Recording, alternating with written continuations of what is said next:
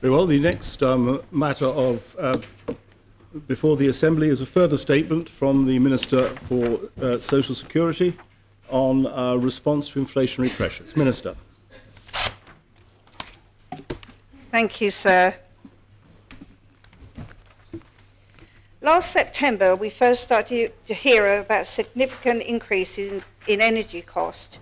UK gas prices rose sharply in October.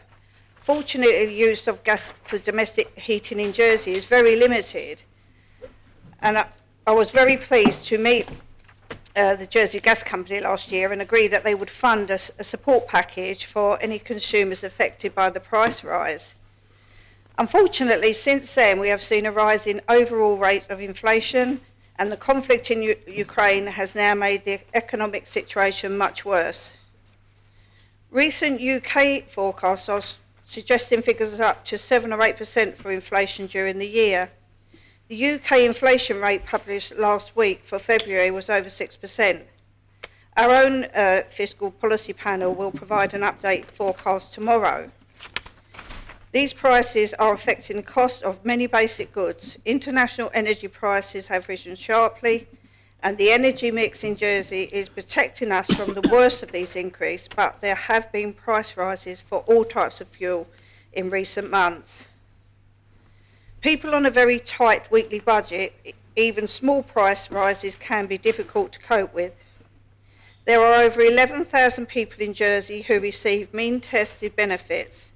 This includes 9,600 adults and children living in income support households and about 1,800 pensioners who don't qualify for income support but receive help with heating, health and other costs. Income support rates will rise by 2.6% in October by 2.6%. This was agreed by the Assembly last year to make sure that these families will not be affected by the timing of the general election. The figure of 2.6 was the best estimate we had at the time for inflation in 2022. At the end of last year, local inflation had already risen to 3.8 and we expect it to rise further during the year. Because of the timing of the election, I don't have the option of proposing a higher uplift this year. I also want to act without delay and provide extra help for these families as soon as possible. I will be setting up a temporary scheme to provide extra support for these 11,000 pensioners, adults and children. From April the 1st, we will be providing an additional £20 a month per person. These payments will run until the end of 22 and will be paid on a monthly basis to a household. A pensioner couple will receive £40 a month. A couple with 2 children will receive an extra £80 a month. Payments will be sent automatically. There will be no need for people to apply. These payments will also go to everyone receiving community cost bonus. Making payments through to December will give time for the next minister to assess the situation and put in place appropriate support for 2023. The overall cost of this scheme is estimated at £2 million. This funding is available from budgets already allocated to benefit payments. The Jersey economy has recovered well from the impact of the COVID pandemic, and the number of people who are actively seeking work is currently at an all-time low. The number of income support claims has also fallen, and actual numbers are well below the estimated provided in the 2022 government plan. These budgets can then be redeployed to provide this temporary support without making any demand on the wider public purse. As Minister for Social Security, my focus is on supporting those who are most in need of help. I believe this scheme will make a real difference to those on low incomes and those just about managing families struggling with the cost of their weekly shop. Yesterday I met with the ministers as part of an inflation strategy group, and I was pleased to receive the strong endorsement of the group for my scheme. The group will continue to consider other actions across government. I will be publishing full details of my scheme in the next few weeks and plan to make the first payment towards the end of April. Thank you, sir. Much. There is now a period of 15 minutes of questions to this Minister. Senator Moore. Thank you, sir. I'm sure the Minister has listened to organisations such as Citizens Advice and the Salvation Army, who have a very clear message, and that is families and individuals who've never before experienced difficulties with their finances are now struggling with the rising cost of living. How does the Minister think that these proposals here meet the needs of those families? Minister. Well, my officers have worked tirelessly with all the charities that are giving out food. And it broke my heart yesterday to read that the Salvation Army reported that people hadn't eaten for a few days, or maybe a few days. I deal with the lowest people who get the lowest money, and we are trying to find out, is it these people? Is it people who may be paying a mortgage? Is it people who haven't been here 5 years? And until we can actually sit down, because there's nobody goes from my department with a voucher like they do in the UK and say, oh, this is a top-up, can you fulfil it? So I'm dealing with the people I know, and this goes some way to do it within budget, and as I say, it will start early. I'm confident it works because we've done 2 non-statutory schemes over the last few years, CRESS and the maternity pay. Thank you. Supplemental, Senator? Yes, thank you, sir. So essentially the Minister's message, and I don't wish to put words in your mouth, Minister, but essentially your message is, so those people that we don't know, those people that we don't currently support, well, you're just going to have to carry on going hungry or doing without until I figure out who you are, and then I'll extend, or let my successor extend something to you next year. Is that what I'm hearing? No, the Minister is not hearing that. The Minister is, the member is hearing that this Minister is dealing with the people I know, as I say, 11,000 people. We know there's a scheme on the Senator has brought that will cost 23 million, not targeted, there's no money for it, and actually there's no vires to do it. But we have always targeted the people that we know about on the lower incomes, and these are the people that I am targeting. So it's exactly what it is. I'm not saying that to people. I don't know the people who are going to the food banks who didn't go. Are they the people going down social? Are they the people getting the community cost bonus? This scheme gives them more, the people who are already on community cost bonus, more than the Senator is proposing. And it starts the end of April. Deputy Ward. Thank you, sir. Can I say to the Minister, one group we do know is those who are being asked to make repayments. So can I ask the Minister whether she would use her discretion at last and address those repayments and end some of those repayments that are driving people into poverty, because the repayment is going at the income that we have agreed is the lowest possible income to survive. So can I ask the Minister perhaps to review that and look at some of those cases, and please try to remove some of those repayments, because that will have a direct impact on those most vulnerable. And did not expect that question, sir. Look, we pay a single mum and a couple of children about $350 a week, a married couple with 2 children, £400 a week, plus their rent. And if they've had double payments, and if they owe a few £1,000s, it's the money that goes round. If I don't collect that money, I wouldn't have had the £2 million. There's money that has to go round. You get extra money, you pay it back. This is going to go some way to help. The Deputy would have you believe that everybody is living on the poverty line. That's not true. And not everybody, very, very few, have overpayments. But when they do, some of them do add up to thousands because they forget to tell us what's going on in their household. They've moved Bob in or somebody else, and that adds up very quickly, and it's not my money. Supplemental, Deputy? It's, for an anticipated question, I would have expected a better answer. Is the fact of the matter not that where circumstances are that it was a mistake by the department, and also it is the most vulnerable who are repaying because they are on income support, that this will be targeted towards those who need the most, and this money is often from previous year's funding for social security, and it's just becoming, is lost in that income. So it's not the money that's paying for this increase in pay. So can I ask the Minister again to genuinely reconsider and look at some, at least, of these cases to see whether that burden can be released? Thank you, sir. It is a rolling payback. The deputy is not written off last year, so he's absolutely wrong there. The payments are on overpayments, and some are in the thousands, so I can't write it off. We look at each case individually, and some people pay at least back as £2 a day, some 3. It's never changed since 2008, and they sit down and they look at the overall. This, if it is a family of 4, you take the couple of pound back and you give them what's left out of the £80. Or the £80 they get, I'm mixing up the two schemes. But I did know I'd get this question. We fundamentally disagree about who holds the taxpayers' money and who should pay it back, and we don't agree on that. Well, Deputy Higgins. Thank you, sir. May I ask the Minister then if she won't deal with the outstanding money that people owe in a fair way, will she at least agree that the extra £20 or whatever the figures are that are going to be paid out as part of this scheme will not be subject to be clawed back, which will at least give these people some leeway? So they'll be paying back on most of their income support, but not on the extra, which will enable them to survive a bit better.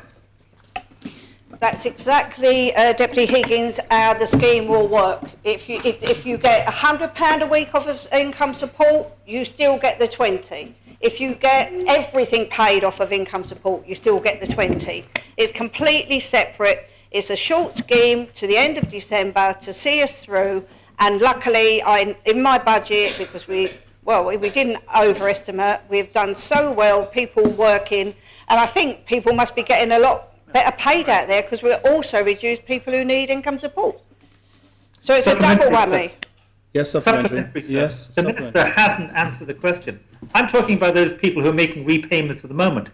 They're not actually getting the figure that they can spend on food and everything else if the department is taking away money from the set payment they're getting. What I'm saying is the additional money that she's going to pay out as part of this scheme, will she please not take any deduction from that to enable these families to at least be able to buy food and cover their heating bills? Thank you, sir.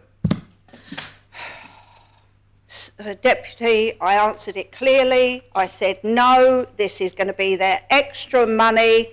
They will get it at the end of the month. It's for a shop bill. It's to maybe do a big shop or get some staples in. It will not be touched as a payback. Did the Deputy hear that, sir? Thank you. Very well. Deputy Morell. Thank you, sir. And I welcome this statement and the extra money that it will provide to those who do need it. I'd like to understand, this is obviously an increase in benefits, and it's a grant, it will be given out. Does the Minister agree with the OECD's recommendation that in order to deal with inflation, which is expected to be temporary or relatively temporary, it is better for governments to use the benefit system rather than to kind of allow extra pressure on wages, which in themselves will drive further wage inflation? Well, the Deputy, like me, met again, sort of was stood up. There is an inflation committee, and I think he suggested something like that again yesterday. But I can only give out money because we've saved some money in the department. I know these people, so that's why it can be a quick scheme. They're either getting one income support or another benefit, a pension plus, etc., etc. So it's not just income support. Now, I'm not saying that might be going forward, but there's better brains than me, economics, and the Deputy on that panel, committee, whatever you want to call it, that we need to find a way forward, because this doesn't cover everybody. I absolutely agree. And then there's some schemes that's much too generous, completely not targeted, and has got no money for it, sir. Supplemental. Senator Mezek. Thank you, sir. I don't have access to the numbers to work out the maths myself here, but can the Minister confirm clearly whether, when this £20 payment is made, those claimants will be worse off in real terms, better off in real terms, or the same? I think the pay is about 2.6. They obviously will be better off. And in the middle of that, I put up last year all the components on income support because I knew the election was coming. Nobody questioned it, and we got that through. And the components will all go up again on the 1st of October 2022, as well as the payment. Supplemental, Senator? Thank you, sir. The question I'm asking is a technical one, and there will be some mathematical process to determine this. She said that obviously they will be better off. Well, they'll be better off clearly in nominal terms, but what about real terms? Can she confirm that the advice that she has been given by her officers confirms that £20 with inflation as it is calculated to be right now leaves them better off in real terms? I'd have to 100% check that, but I was told that people will be better off. I was listening to the Electric Man this morning, and on his calculations, electricity has gone up about 70p a week. So even if you put it to electricity, I think I know where the Senator's coming from, but an extra £80 from now to October for a family of 4, and then the increase in all of the up rates, all the components, I would say they're better off. But if he says it's mathematics, maybe I'm not sure about that then. Senator Valois? Yes, thank you, sir. I'd just like to say thank you to the Minister and welcome this news. In terms of the comments in her statement, could she clarify, please, with regards to those obtaining a community cost bonus, as to whether they have to apply separately because it's a one-off yearly payment? And I know she stated that it wasn't needed to be applied for, but they will not be part of income support. So would the Minister be able to clarify that? Yes, I can clarify that. That's why it works so well. We do know these people are, Senator. There might be a few people who extra want to claim. They won't need to claim for it. We will contact the people who have put in for the community cost bonus last October, and they will get the same rate at the end of, on top. They will start getting their payments at the end of April to see them through to the end of December. I think there's another couple of people who are not on income support but get different health benefits, maybe Pension Plus people, but they will get exactly the same. They will be paid out. The department knows who they are. They've got their bank accounts. They will notify them first, obviously, but no, everyone will get it monthly to help with those surprise bills at the end of the month, hopefully. Not hopefully they get it to help the bills. Yeah. Supplemental questions, Senator? Yes, thank you, sir. Just to clarify, also, I thank the Minister for clarifying that for me, but also with regards to the fact that it's being paid to income support and community bonus payments, but does that also mean the cold weather bonus is taken into account? And will that be a different amount as well, considering the different amounts that have been identified for pensioners and couples with children? That's a really good question, Senator, but I checked that, no. The cold weather payments will be given out how they are and how they're calculated. This again, for those people, it's on top of. They all get on top of it. It's a very straightforward scheme, just not income support. It's that other couple of thousand people that will get this payment, as I say, from the end of April. As I say, we do know who they are. Thank you. Colin Tarbison, John? Thank you, sir. And I welcome how I calculate 5% increase for a family of 4. I'm sure that will be very welcome by those people who will qualify. Would the Minister agree with me that the time has now come to remove GST from food?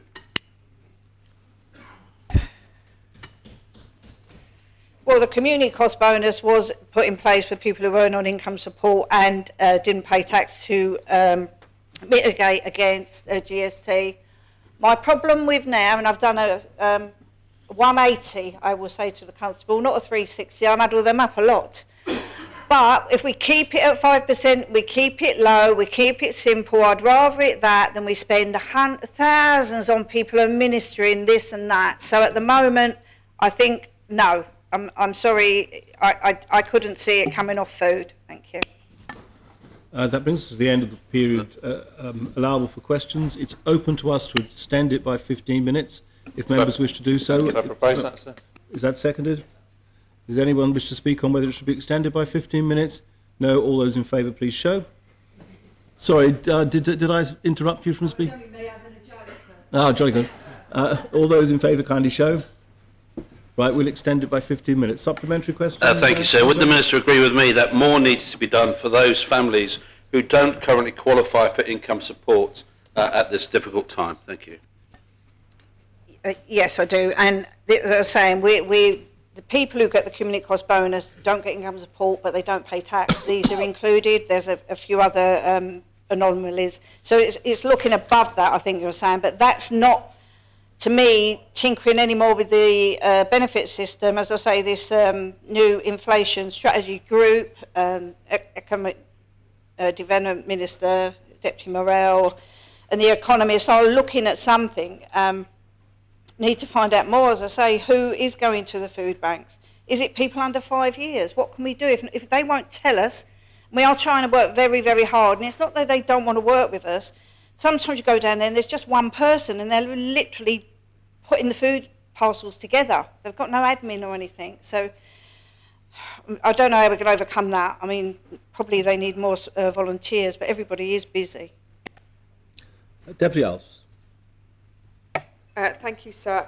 I'd like to know what work, if any, is the Minister and her department doing to identify people who maybe should be on income support and aren't because they're not aware of the process and they're not aware of their eligibility?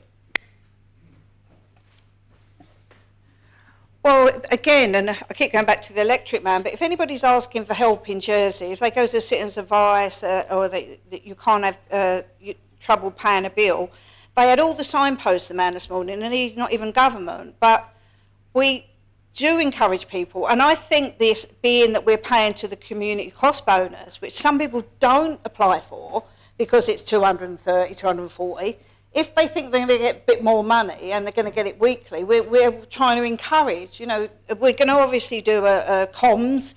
Once we've got the scheme, I've said I'll announce exactly it, but it's not rocket science. It'll be what it'll be. We need to, get to the comms and make sure people are getting all the benefits that they should be getting in Jersey.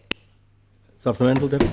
Yes, please, sir. Well, could I ask the Minister to start with her department and maybe the other services that are in the CLS building, as I've recently dealt with a few cases where they are having difficulty finding housing. They don't have residential qualifications because they don't have the 10 years, but they do have the 5 years, which would qualify them for income support and therefore some help with rent, for example. So can the Minister ensure that the services that are based in CLS are communicating this to the people who are contacting them, please? Yeah, I'm not quite sure if I understood the question, because I think the Deputy said she was actually in the income support building trying to help with income support, but they're the people we do know about, absolutely.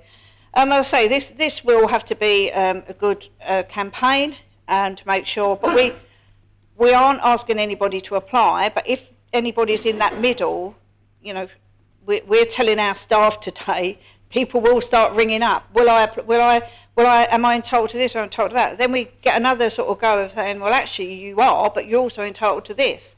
We don't want to hide any benefits. If you're entitled to a benefit, I want the department to be paying it out. Well, Deputy Sutherland. Thank you, sir. And it really is time for the Minister to declare that what she's got here is a package which contains sleight of hand.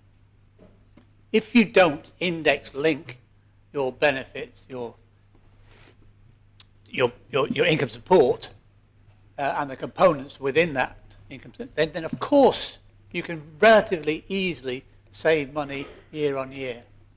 The fact is, what was happening here is with the right hand, we are now giving some money back. Deputy, this does have to be a question. And the Minister will agree or not before I finish the question, sir, as I finish the question. So what we have, does the Minister not agree, is giving with the right hand, whilst the left hand has already taken away from the benefit by not being index linked. And those are the facts. Does she not agree? No, I do not agree. I brought the up rate for this year. Nobody said a word. Nobody said you should have more money, and it is only 2.6. What the deputy is trying to say, I think, is, well, why have you suddenly got money? Because we've got more people in work. People out there must be paying more wages. I mean, it isn't that hard. I mean, we're only March, and we've got 2 million that I can put into this scheme. It should have gone on components. It's not because the components haven't gone up. People are earning, want to work, and we've got the lowest of employment since records started when we had income support. When the parishes used to run the welfare, it didn't really keep so many records. But no, I totally disagree with the deputy. A sleight of hand. I am not Tommy Cooper. Far from it. Supplemental question? Supplementary, if I might. Is it not the case that the components of income support have not been index linked fully over the last 10 years, and that makes it relatively easy to pretend to give back with the right hand these sums of money? That's the truth, is it not? Some years they have, some years they've gone over, some years we cut the cake different. I put the £5 on 3 years to the first child. The deputy brought an amendment not to do that. This is extra money going into extra people's pockets every year. Now, the argument, if the deputy didn't think that the components were going up, because I did 2 years in October, when everyone was going off on holiday, it was the last debate, I think, in July, to put the components up this October coming. Why wasn't there an amendment, sir? No. If the deputy thinks they're not keeping up, he should have brought an amendment. Deputy Masson.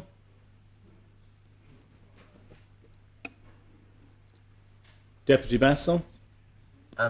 So I haven't typed anything, so I don't know what. I'm sorry, something else has appeared on my screen as well. Anyway, thank you, sir. There's nothing switched on. So have you seen my light, by the way, because I had it? Well, I have just seen it now, Deputy. So, Deputy Tadier. Thanks, sir. Sir, I do welcome this statement, but the point that needs to be answered is that the Minister has referred to a new rate of inflation forecasts of 7 or 8% during the year, and also already a rate of 6%. So the question is, the 20, the 40, and the £80 that are being talked about for the bonus, is that the equivalent of that inflation, or is it less than that inflation? I wouldn't want to mislead the Assembly. I'm not quite sure. I know it's what I'm proposing is around 2.6. The new components are going up in October about 2.6. So it's new money. Supplemental, Deputy Tadier. Yeah, thank you, sir. If the Minister could get the information and circulate it, that would be welcome. I think the point has to be made that in the longer term, does she not agree that if inflation is rampant, as it might look it's going to be, is it then, when will she or the future Minister be able to increase it in line with the actual rate of inflation rather than a notional one that's got a past date attached to it?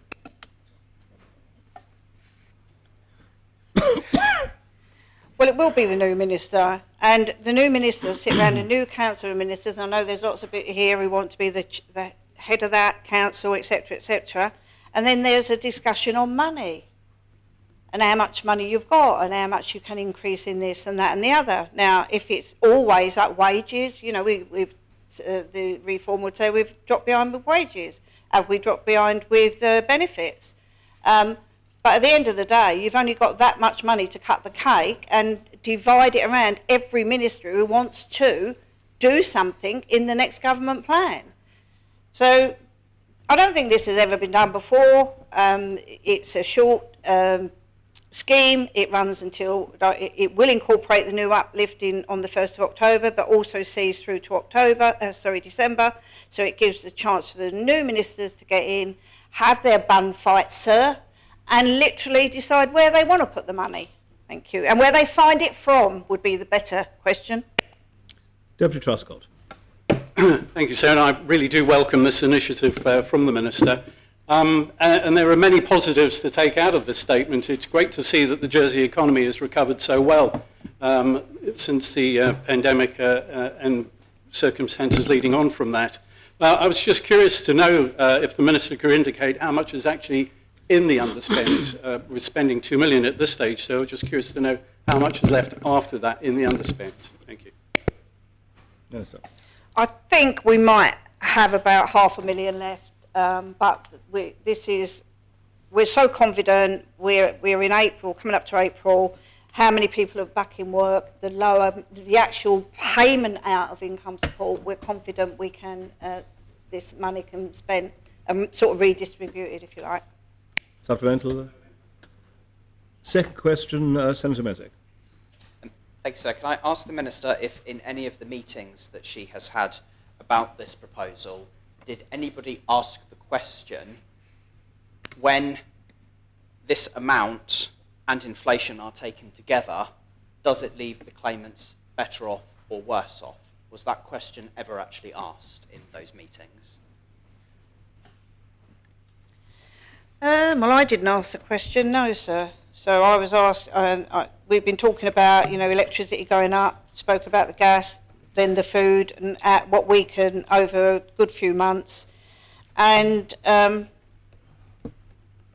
if I have $2 million to spend and it doesn't cover the increase of inflation, that's what it will be, sir. It hasn't covered it hasn't covered inflation, but it still gives a family of four £80 a month more. Supplemental, Senator. Thank you, sir. In which case, can I reiterate what I think Deputy Tadia was asking, which is, can that question be asked and can an answer be provided to States members in writing, whether that's from a CLS officer or a economic advisor officer? And if possible, since it is such an important topic which we're only just learning about today, if that's possible, could that be provided to us by the end of the day? Sorry, now the penny's dropped exactly what the Senator was asking. And Deputy Tadia, of course, I will get the economists, I will get CLS staff, and I will get you the answer. If it may be by the end of the day, but I know they're quite busy as well, dealing with the other things that we need to do and look at to try and help people through this really, really one-off time. Everything's added on, and then there's the war. It's terrible, terrible times we're in. Thank you. Second question, Senator Moore. Thank you, sir. And whilst I'm grateful to the Minister for the consideration she has given to this proposal in dealing or helping some people in the island cope with the cost of living as it rises, the Minister has said today that she's already got £2 million from underspends in her social security budget due to fewer people seeking income support, if I've heard her correctly. So if she's that confident that that is going to continue for the rest of the year, then the Minister almost has enough money to meet a different proposal which will help a wider section of people, those people who are in work yet struggling with the cost of living. So will the Minister commit to sitting down with backbenchers and other members of the Assembly to consider how we can broaden the scope of this and help working families as well as those people who are already known to her with this rising cost of living? Otherwise, I'm afraid, Minister, you will face people bringing more calls for the removal of GST on food. I think the Senator may have misunderstood. Yes, we have $2 million projected to go forward that we aren't going to spend on the projection of the budgets of income support because people are in work. I haven't just found $2 million. The $2 million will see us through to the end of the year. There's no more money in my budget to help anybody outside of this, except for the people who are already helping outside of normal income support claimants like community cost bonus, etc., etc. So it is $2 million projected to the end of the year. The scheme will be $2 million projected to the end of the year. And, that's exactly what it is. I'm not sure if the Senator had understood that when she asked the question. Supplemental there? So perhaps there I had understood that she meant every quarter she was receiving an additional $2 million. But the question still goes, will the Minister commit to meeting with backbenchers and not cancelling those meetings to find a better way forward to help support working families to cope with the cost of living. The Minister very rarely cancels meeting. When the Minister is trying to put a scheme together that's been sort of on the boil or slow boil since October, November last year, the Minister had to not meet with the Senator, a bit like the Senator not meeting with me when she shoved in her proposition P39. But we are where we are, sir. I don't hold a grudge, nor does the Senator. The budget is £2 million. It's not for anything else. It's £2 million to project it to the year, and these are the people with that £2 million we can help. Thank you. I'll meet with anybody, sir, when we can ever get out of this assembly, sir. I'm quite happy. Well, that brings the time, I'm afraid, available for questions to the Minister to an end. And before we move on to public business, Deputy Ward, did you wish the Assembly to take matters out of order? Yes, sir. I emailed the ministers involved, yourself and States members yesterday, just trying to find the email so I can quote the correct pieces that I want to move. Forgive me, sir, you caught me on the hop there. And I was wondering, sir, if we could move until second in the order, after the tasers, the draft Children Convention Rights Jersey law and the draft Police Complaints and Conduct Jersey law. So do you want me to give a reason now? Well, so just to be clear, you'd like to move P19 and P19 and P22. Yes, it would have been much more sensible for me to put the P numbers down. You're quite right, sir. P22 to follow as items 2 and 3 after the first item of public business. Yes, sir. Simply yes. If you'd like to explain your reasons to members, yes, sir. then we can. Thank you, sir. The panel has put an enormous amount of work into these two pieces of work in cooperation. I believe the ministers involved would agree that we've attended briefings, put together comments, papers and so on and so forth for the Assembly. So I am unfortunately will not be here on Thursday morning because I have to attend a hospital appointment and I don't know how long that will be.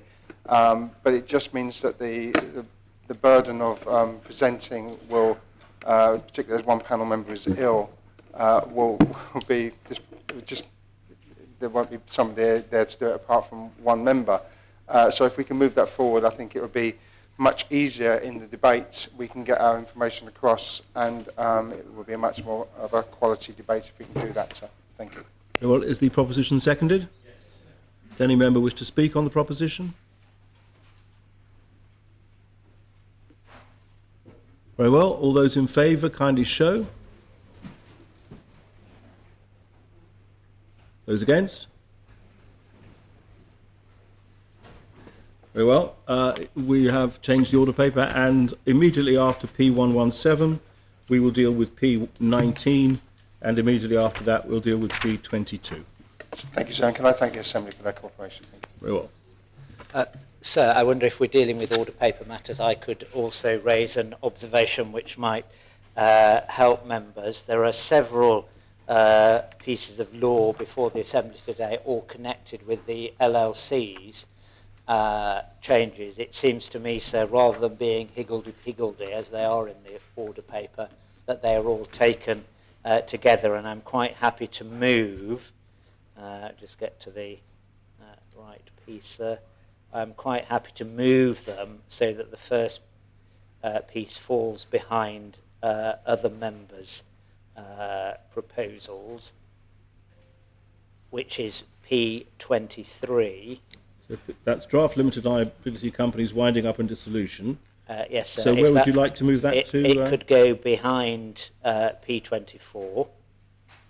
Right. And both P23 and P24 could then fall to behind draft sea fisheries and aquatic resources P29, so that we would then take 23, 24, 30, 31 and then 33 and 34, and we'd move 32 up in advance of 23. Right, so... It sounds confusing, sir, but let me assure you it would be far easier than taking them in the order they are currently. Well, effectively... And it means that none of them have jumped ahead of anybody else on the order paper. Effectively, P23, P24 drop out of the order paper in their current place, and are asserted in sequence immediately after P29. Is that correct? Yes, sir, but with the with this slight complicating matter that P32 would also go ahead, because I lodged it, it is not related to So LLCs. 23, 24 and 39, did you say? No. 23, 24, 30, 31, 33 and 34. Bingo. Would all sit together, sir. 32, 33. So is that 31, 32? No, 30, 31, 32. Right. So after the draft C fisheries, there'll be 23 and 24, and then there will be all of the others starting from 30 down through to 34. That's correct, sir. Thank you, very if much. I may. Does anyone, he said with trepidation, want me to say that again? Oh, well, you make the proposition now. Indeed, I do, sir, to try and simplify matters. It's proposition second. Seconded. Does any other member, or any member wish to speak on the proposition? So Yes, Cointel. only I would ask the GREF to present members with a revised running order, please.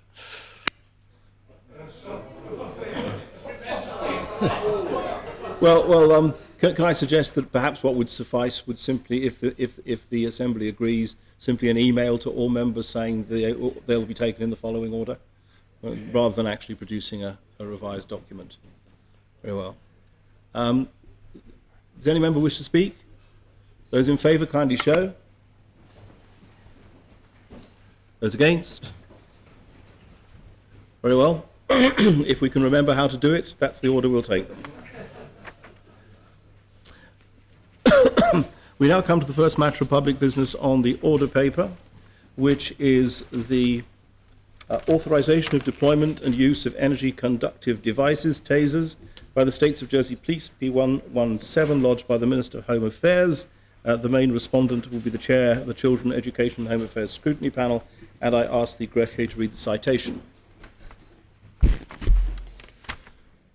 States are asked to decide whether of opinion to endorse the decision of the Minister for Home Affairs to authorise the use and deployment of energy conductive devices, TASER, by the States of Jersey Police according to the following principles. A TASER will only be issued to a uniformed police officer who has completed a TASER course to the national standard. B, the use of a TASER will be at the discretion of the police officer who is carrying the TASER and will not be subject to a specific firearms authority.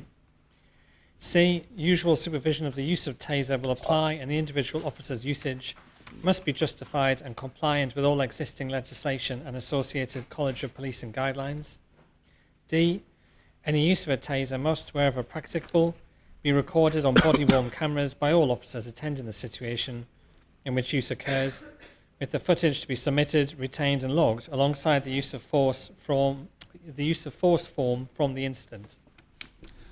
Minister.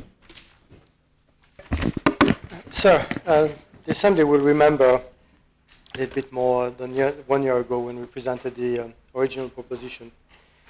Traditionally, tasers in Jersey, and I'll try my best to call them directed energy devices because I think we pay a small royalty every time we say the brand name. So the way that the police was allowed to use energy directed devices was with firearms trained officers, but most importantly, and that's quite important, under a firearms authority. And basically, that's an authorization that only a handful of officers can give, which means that officers can use firearms. And this was massively disproportionate for a device which is completely unrelated to a firearm. And we asked to change this so that more officers could carry them and eventually use them in the course of their duty. At the time, the Assembly decided to submit this to a trial period of 1 year, which we did, and we brought the figures back to scrutiny a few weeks ago. So this is the second coming to this Assembly of this proposition, which again removes the necessity for a firearms authority to carry and use energy-directed devices, and instead allows specially trained officers to carry them as a matter of fact and use them when their training allows them to. The scrutiny panel has suggested an amendment, which I will not support.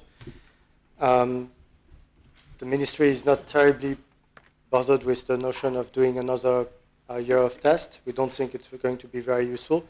All statistics are gathered as a matter of fact, so it's not terribly difficult to do them. However, the uncertainty is a problem for the police because we're actually taking part in their operational business, in their operational matters, and also they wish to train more officers, and they are not certain that there will be a use for all the time wasted training them if we change our mind in 1 year.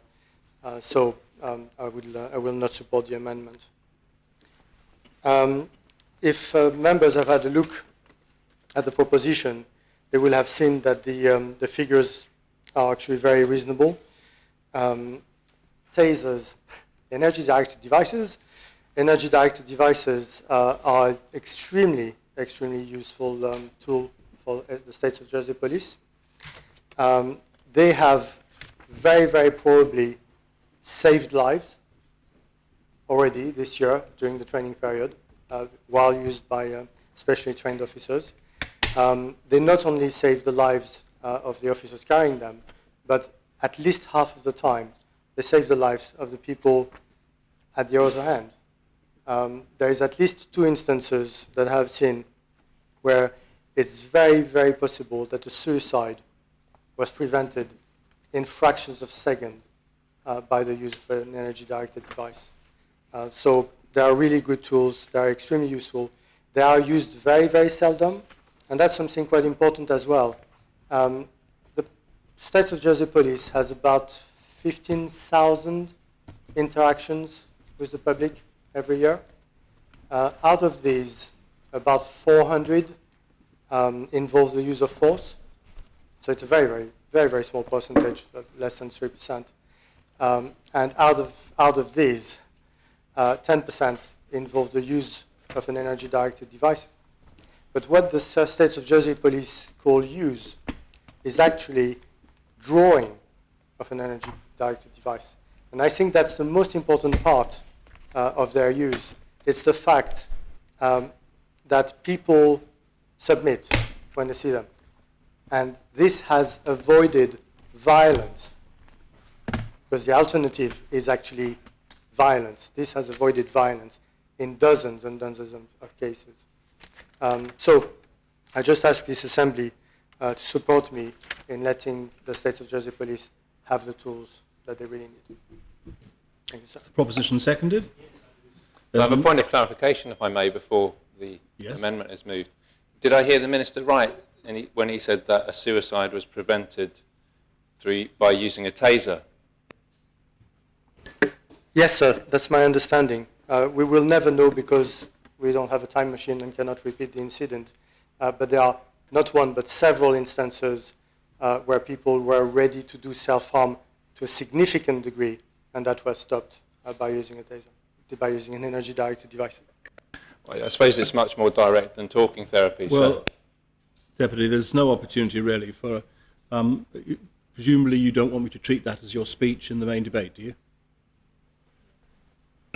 Because that's the only basis on which you could probably have made a comment. I'll withdraw that comment then. Thank you very much. Very well. There is an amendment lodged by the Children, Education and Home Affairs Scrutiny Panel. I ask the greffier to read the amendment. So my point of clarification is in the chat. Right. Well, clarification is for the Minister who has spoken. Do you mean a point of order of some form? No, sir, it was a clarification from the Minister. Well, very well. So you're seeking a point of clarification in the speech. Very well. What's your point of clarification? Yes, can the Minister confirm that the suicides that he's alleging have been saved, were they recorded on body-worn cameras, and can it be confirmed that they were saving people who were contemplating suicide? Thank you, sir. Sir, unfortunately, all these cases are, as you would understand, extremely private, so we cannot go around and show videos. If the deputy is really interested in the subject, we could show him, under a vow of secrecy, some of the images that we have. Sorry. Very well. That's the point of clarification, I think. I ask the greffier to read the amendment. 1, page 2, after the words "the following principles," insert the words "and subject to a further trial period of 18 months, dating from 1st of March 2022. 2, page 2, designate the existing paragraph as paragraph 1, and after this paragraph, insert the following paragraphs. 2, to request the Minister for Home Affairs to review the impact of the use of tasers on policing in Jersey after 1 year of the further trial period, and to report to the State on the success or otherwise of the trial, with the report to include data in respect of A, the number of times a taser has been used on a person under the age of 18, B, the number of times a taser has been used to resolve a situation involving a person undergoing a mental health crisis or episode, C, a breakdown of the gender, age and cultural and ethnic groups of the people on whom a taser has been used, and D, the number of times a taser has been deployed by a police officer who is on their own. 3, to agree that deployment and use of tasers in accordance with the principles outlined in the proposition should not continue beyond the further trial period of 18 months without the prior approval of the States Assembly. Yes, Deputy Ward. Thank you, sir. First of all, I'll start off by saying this is from the Children Education and Home Affairs Scrutiny Panel as an amendment. What it's not is saying to go back to the debate over whether tasers should be used at all. And it is not saying do not use tasers. What the amendment is saying is it requests the continuation of the trial period set up for a further 12 months with identical arrangements from the previous trial period as it was read out by the greffier with this particular criteria. It stipulates an 18-month period. This provides a 6-month period for the Minister for Home Affairs, whoever that may be in the next Assembly, to report back to the States Assembly on the data from the 12-month trial period. This provides continuity for the Jersey Police in their use of tasers at the moment, but it provides very important data in real time and, dare I say, and hopefully say, in a more normal society away from COVID as we move out of the COVID situation. And that leads us to the rationale for this. We reviewed the data from the initial trial, which I will say was actually only 8 months. It wasn't the full 12-month period. We had to request the further 3 months, which we now have. And I have the data here using the good old-fashioned method of paper sale, which I think at this stage of time I prefer. And that trial was undertaken during the COVID-19 pandemic. The conditions may not have appropriately epitomised normal conditions in relation to societal behaviours or police operations during that time. An simple example is if you go out on a Saturday night at the moment, it's very different from the time during that trial period. It's much busier, there's a lot more going on. Dare I say, there may be more incidents for the police to deal with. And so therefore, this data may not accurately reflect normal conditions. It reflects conditions, fully accept that, but the conditions of that time. So one of the concerns that the panel has is the increase in police officers attending incidences on their own. And it remained unclear to the panel as to whether police officers do routinely patrol on their own, and whether, as a consequence of more officers being equipped with tasers, the panel was concerned regarding this potentially increasing the instances in which police officers attend on their own. And the further 12-month trial, one of the areas for this is to record the number of incidences of police officers patrolling alone, which is it's a change in our policing. And remember, the Chief of Police does autonomy on who has taser. So that's a very important point that would not change with this trial. So a further impact is the rebalancing measures within the government plan 2022 to 25 on police operations. During our review, we noted that the recruitment to civilian roles within the States of Jersey Police would be frozen to make an efficiency saving of £377,000. And the panel was concerned regarding the potential knock-on effects of this action on the operations of the police and the potential increase in the reliance on tasers as a result of increases in pressures on officers. Therefore, the 12-month extension to the trial will uncover whether that is a valid concern or not. And remember that in scrutiny, as most people in here who have been involved in scrutiny will know, you're just trying to find out the information. And then the judgment can be made by this assembly. So a further area is the culture within the States of Jersey Police Force and the perception of policing in Jersey. And we understand, all of us understand how important that perception of the way we police is, because we rely so much on people simply being cooperative. And Jersey is still a safe place to live. We do remain concerned over the impact on tasers on perception of policing in Jersey by all of our communities. And that's why extending this 12-month trial and recording the incidences of use of taser within different groups within our communities, we believe is vital if we're going to make a really strong decision with this in this assembly, with data backing it up and information backing it up. And there is obviously the potential culture change within the States of Jersey Police Force as a result of the use of tasers. They are a different piece of equipment. One of the areas is the use of tasers on under 18s. The data that we have is that there were 2 uses in the first 8 months and 2 in the second 4 months up to 12 months. And so there was the use of taser on under 18s of some form, whether it be drawn or fired. It's still a particular circumstance that that youngster, that child, finds himself in. And I note that the Children's Commissioner has just released a piece on social media and out there to say her views on the use of tasers on children that should certainly be not be happening. And part of this extended review is again to recall those incidences. One of the things that the panel hopes will happen is it will give further time for the police force to consider really carefully about their use in Jersey. Jersey is a particular place to police, where there's a particular relationship between police and our islanders.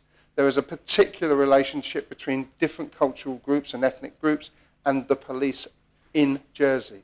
There is a particular relationship between the police and young people in Jersey that needs to be worked on. And we don't want to introduce anything that may make that in any way less positive or useful for our policing and our security on the island. And I remind members again that this amendment is about extending the trial, not about saying do not use tasers or have them. The other key point is, and we're all coming up to an election, we don't know whether we're going to be here and who's going to be into this assembly. With this trial in place and the detail that comes from it, the next assembly will be enriched with information and data so that they can make the right choice as they come into this assembly. And they are not left with a choice in this assembly, which some could consider is not rich enough because of the context of the trial itself during COVID times. I hope I'm getting that argument across. So there are a couple of things that I'll finish with.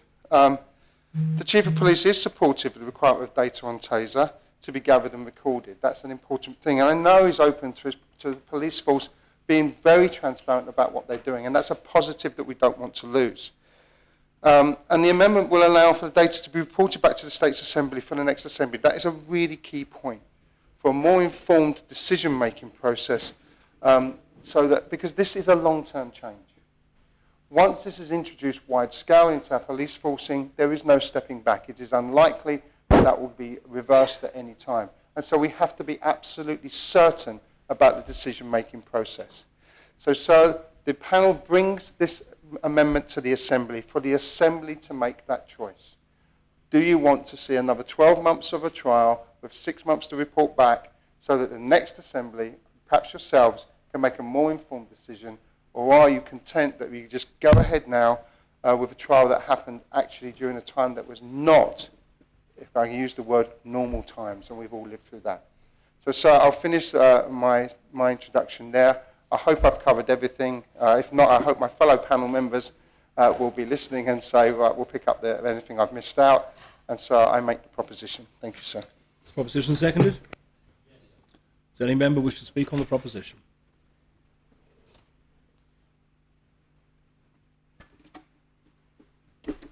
Deputy Guida. Sir, as I've said in my opening speech, as Minister, I don't personally mind that amendment very much. I don't think it's a huge problem. The police gathers data on everything that they do, not the use of tasers or the use of firearms or batons, everything that they do, and especially the use of force. So every time there is force being used by officers, a report is being written and analyzed. So this data is going to be available forever. But I'm trying to be generous to the next assembly, and I just wonder whether we should waste their time in going over this yet again, yet another time, when the first exercise actually showed figures that were exactly what was expected, that the use was exactly what was expected and was immensely beneficial in every instance. So it's not really for me, it's not really for my successor, but it's for the Assembly. Do we really need those debates? Because why this? Why stop there? Why not taxi licenses? We grant taxi licenses. Why shouldn't we study them and have them come back every year to the Assembly and look at how many people are dissatisfied with that taxi journey and how many people are not happy with the price they have to pay for that taxi journey, and examine whether we should give licenses to taxi. What about the medical profession? Scalpels are dangerous. We should license them every year and then have data come back to the Assembly and then make the decision. We don't do that. What we do is that we give a license and then we supervise and we ask for data. And that data is forthcoming. That data is available. And certainly the police publishes a report every year. And having been through enough scrutiny panels to testify from that, that data is provided to the scrutiny panels whenever they ask for it. It's really not a problem.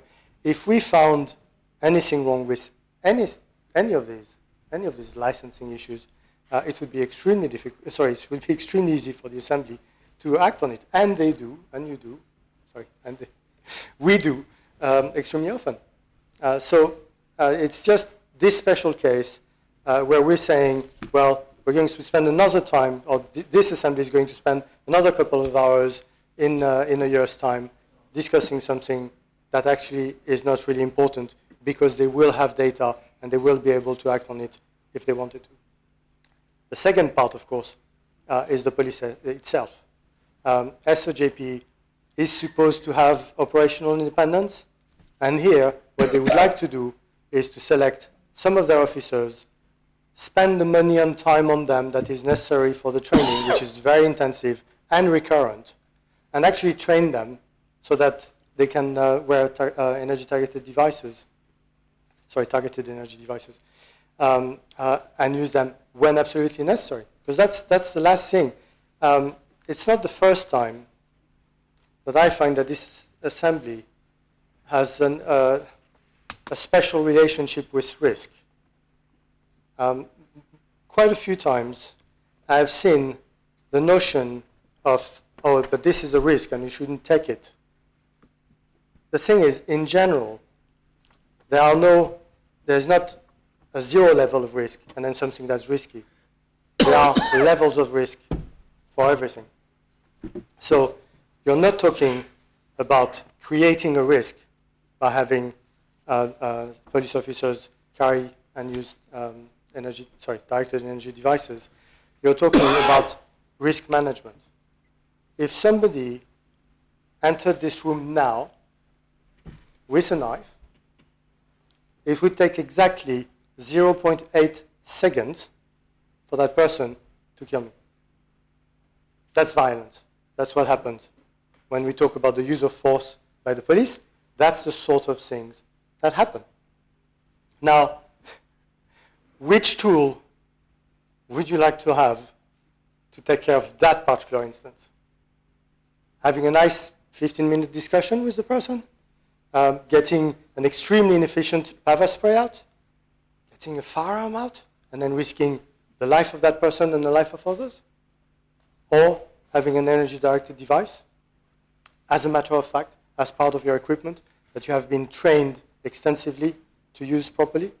And the figures from before the experiment and after the experiment are very, very good.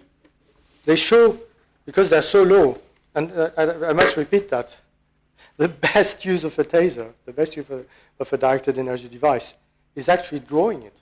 Just showing it to people, stop them. And they have stopped hundreds of violence incidents in Jersey so far. So they are really, really useful. But to give an idea, over the 12 months period, and that's the total used by all officers,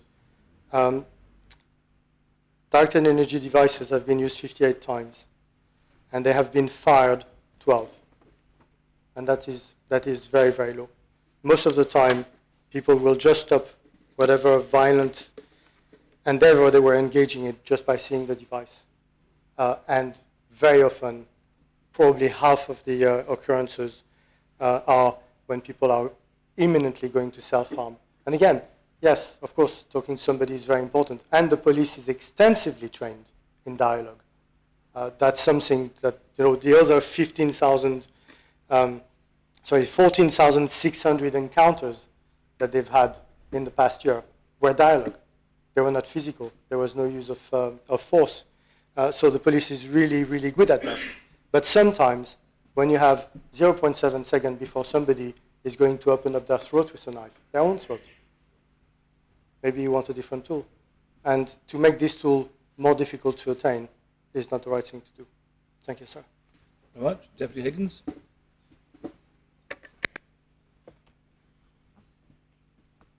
Deputy Higgins. Yes, thank you. Sorry. I was surprised by the Minister saying this isn't an important topic. He seemed to think that when tasers are used and people are electrified, in certain instances, and not all involving an attack on a policeman with a knife or some other weapon, that it's not important. I've just been looking at sorry, sir, my dog in the background, the Independent Police Complaints Body, looking at their report concerning the use of tasers between 2015 and 2020. And they have raised a number of issues. And looking at, for example, how the tasers were used. What analysis did the Minister actually, or did the police use? How many times was a person tasered, those who were? Was it 1 time, 2 times, 3 times? What was the particular dose of the taser? Is it variable? There are many issues, and they're quite concerned about some of these things. And they also found that in 15 cases, we found 22 officers had a case to answer for gross misconduct. And in 11 of them, the officer had a case to answer with respect to the use of the taser. So there are a lot of questions. If one goes through that report, there are many concerns that we've not looked at in the island, even when we did the scrutiny report back a year ago. Now, the Minister also says that it's like taxi licenses. Should we be reviewing these all the time? There's a big difference between tasing someone and a license for a taxi. And the other point I'd make, because I'm not going to spend long on this, it's just that I do fully support the amendment and do feel that because of certainly COVID and the lack of crime as we would generally know it, that we should allow an extended time. For example, the latest police report actually says there was no crime whatsoever on certain days during the pandemic. A first for Jersey. It didn't happen once, it didn't happen twice, I think it happened 3 or 4 times. So the level of activity during the pandemic and various lockdowns does not give you a proper basis of which to judge the trial. And I fully endorse what Deputy Ward is saying. We should let it roll on a little bit longer. It may not be for this Assembly to look at, but the next Assembly will have the data and they can say, yes, carry on. And so the additional concerns I've mentioned and the additional concerns that are recorded in the Independent Police Complaints Board should also be looked at. I'll leave it at that, sir. Thank you.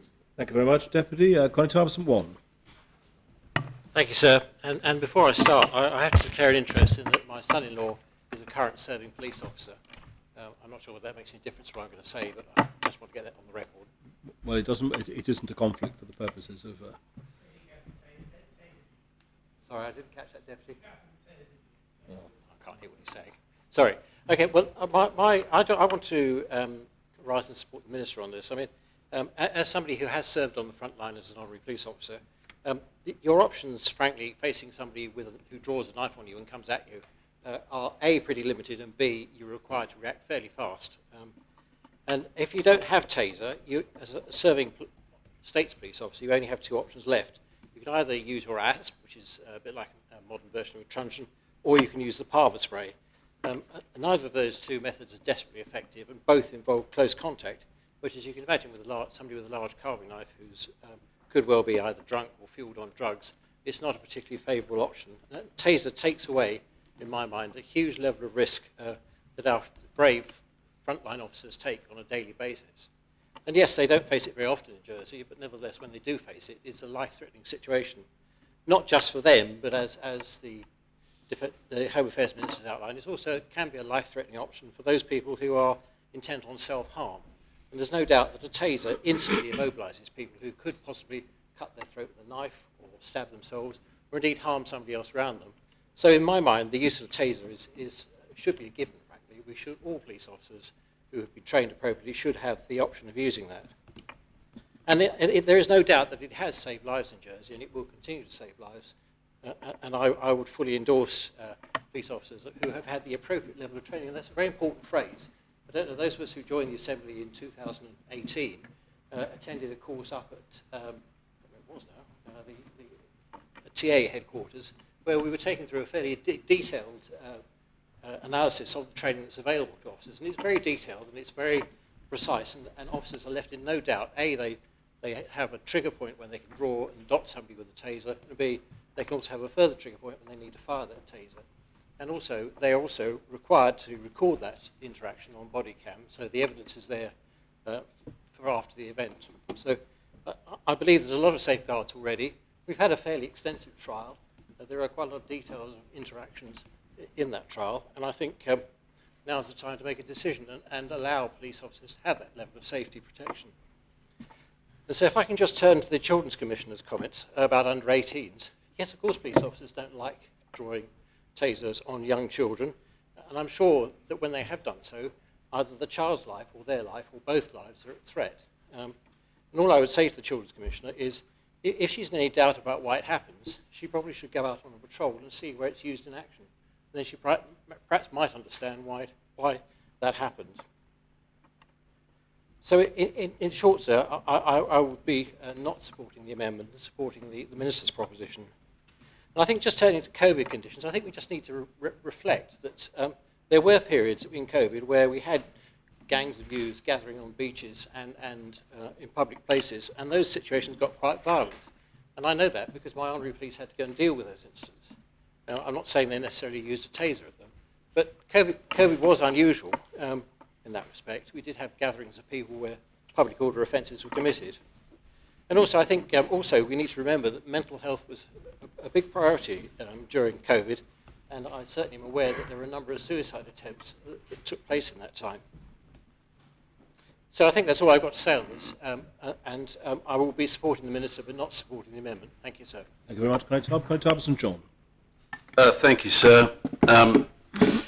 I do support the use of these devices, but I do think that we should support the amendment. The amendment isn't to stop the use, it is about gathering more data. The Minister said he wasn't opposed to the amendment. I would encourage him to accept it. The Minister also spoke about risk. Well, with risk, sir, you have treatments. How do you mitigate the risk? And I believe that this amendment is a treatment to reduce the risk, to build further evidence, given the trial was, as the Conor Thompson one has just explained, was in COVID. The Children's Commissioner hasn't said that these devices shouldn't be used against children. She has said they should only be used in extreme situations when it is considered proportionate, lawful, accountable and absolutely necessary as per the Human Rights Act of 1998 and the College of Policing Guidance. They go on to say, for example, in situations where an officer has reason to believe they may have to protect the public, themselves and or the child or young person from serious violence or threats of serious violence.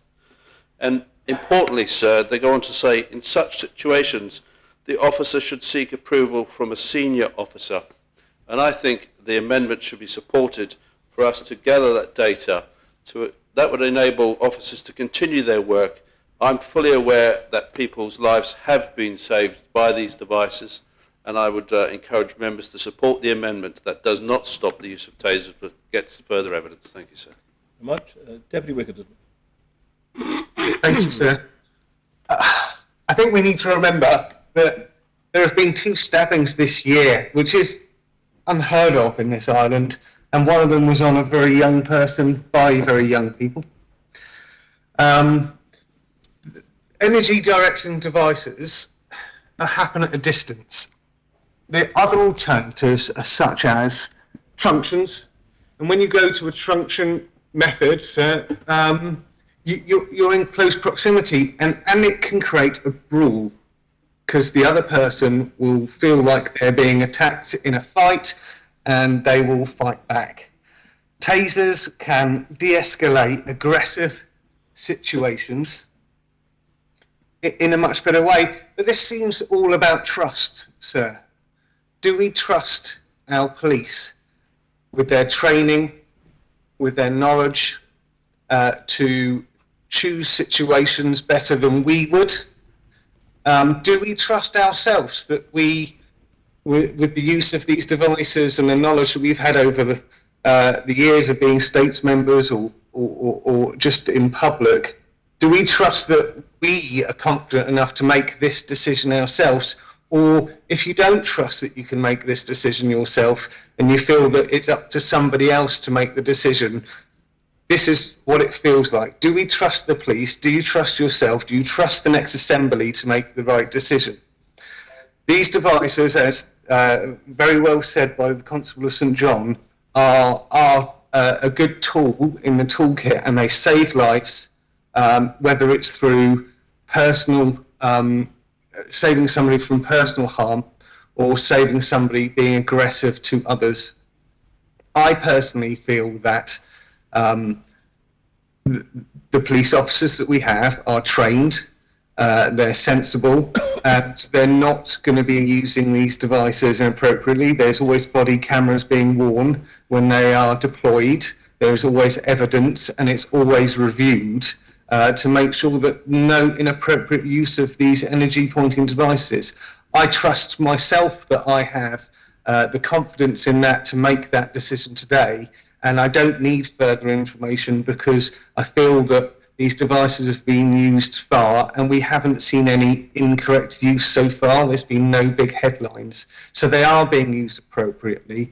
COVID, though, we had lockdown and we were told people not to go on the streets, and that was a lovely time, sir, when there were no cars on the roads and it was quiet and everyone was cycling down country lanes for their little break out of COVID. It was wonderful. But it did also create lots of other areas of challenge with inappropriate behaviour at the same time. I'm not going to support this amendment. I'm going to trust our police officers and support them in the hard work they do on the front line for us every day, sir. And I would ask members to decide how's your trust when you're voting on this, sir. Very much. Constable Trinity.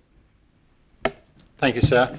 I would just like to ask members to step outside of our comfortable seats and put ourselves in the shoes of perhaps a young, perhaps not fully experienced, but young police officer facing a dangerous situation on their own with their buddy perhaps 5 or 10 minutes away to help them, and say, would you not wish to have in your armoury all of the tools that you need to do the job in a way in which you can save lives and protect the public and protect yourself. So I would ask members not to support the amendment, but to support the Minister, and let's give the trusted States police officers the tools that they need to do the job. and put our trust and our faith in them. So thank you, sir. I'll finish with that. Senator Mesick. Thank you, sir. I thought that was an astounding contribution there. I would never want to see any of our police officers in a situation where they find themselves on their own facing a potentially dangerous situation. And in fact, sir, that if officers are going to find themselves in those situations, we have to understand the reasons why they may end up there in the first place, all forms of support that officers can be given, and bear in mind the impact that this may have in extremely tricky situations where vulnerable people may end up having these used against them. So let's not sanitize what the use of a taser is. It is about pointing a weapon at somebody, shooting at them, and electrocuting them. That is objectively not a good thing for any human being to either have to do on somebody else or to have done on them. But it may well be, in some circumstances, the least worst option. And that's why it is an option, and there are alternatives that, of course, would be much worse. What this amendment is trying to do is to extend the trial for a bit longer so we can understand better in Jersey how these situations may arise and what other considerations we may need to make to ensure that when they are used, it is not simply as an easy option, but as a last resort, because everything beforehand that is possible to be done has been done to protect those who may have this used against them, to protect bystanders, and of course to protect police officers. There are human rights implications for force being used on human beings. The Children's Commission has very helpfully provided guidance on the use of children of these, and just imagine what impact that can have on particularly young people, whether they may be facing a mental health crisis that they've not had adequate support for up until then, what trauma it may cause them to go through a situation like that. None of this stuff is ideal, and that's why it is helpful to have greater access to data, because Jersey's situation is not the same as a local authority area in the UK. We have our own situations here, that our own culture, our own areas and differences between town and country and all the rest of it that need to be understood, and to understand the impact that some of the lack of support our other public services can provide that can end up leaving people unsupported, where they can end up in these situations. So, of course, it's absolutely right to have a conversation about what options police officers will have at their disposal so that they can deal with situations when they arise in the most proportionate and safe way for everyone involved. But when it comes to a taser, it is fundamentally about shooting someone with a weapon and electrocuting them, and that's a serious thing for anyone to be asked to do. And that's why it must be treated seriously. And what the scrutiny panel is asking here, for more time to gather data, examine those situations when they arise, what other things we may need to think about as well, is perfectly reasonable. And I'm more than happy to support the panel on that basis. Thank you, Senator. Senator Valwa. Yes, thank you, sir. I think this debate is very important in terms of the tone that we apply when we're discussing what we mean and what we expect with regards to the use of tasers. I'm a member of the scrutiny panel, and having looked at the information and the data that's been provided and recognise all the arguments that have already been made within this debate so far, I think what I'd like to add to the debate and try to assist members in determining how they support or don't support this amendment is the fact that, you know, we are Jersey. There is a psychological aspect to the way that we utilise tools within our armoury to enable humans to live together and to conduct our everyday being together. And I know that there are instances where police officers would rather not be in those predicaments that they face, but they are, and I respect them, and I think they should be, commended for the work that they do. But we are Jersey and we are a small jurisdiction, and we do not have the likes of an independent office for police conduct like they do have in the UK, which has the ability to report on the likes of use of tasers and other armoury, like the other members that have spoken with regards to whether that's truncheons, although I'm not sure that's regularly used, but it'd be interesting to know also the use of those types of tools in order to secure the security of our wider population. So, sir, the purpose for having this amendment, and I think it's a relatively good argument to make, when we talk about risk management, and we talk about expectations, and we talk about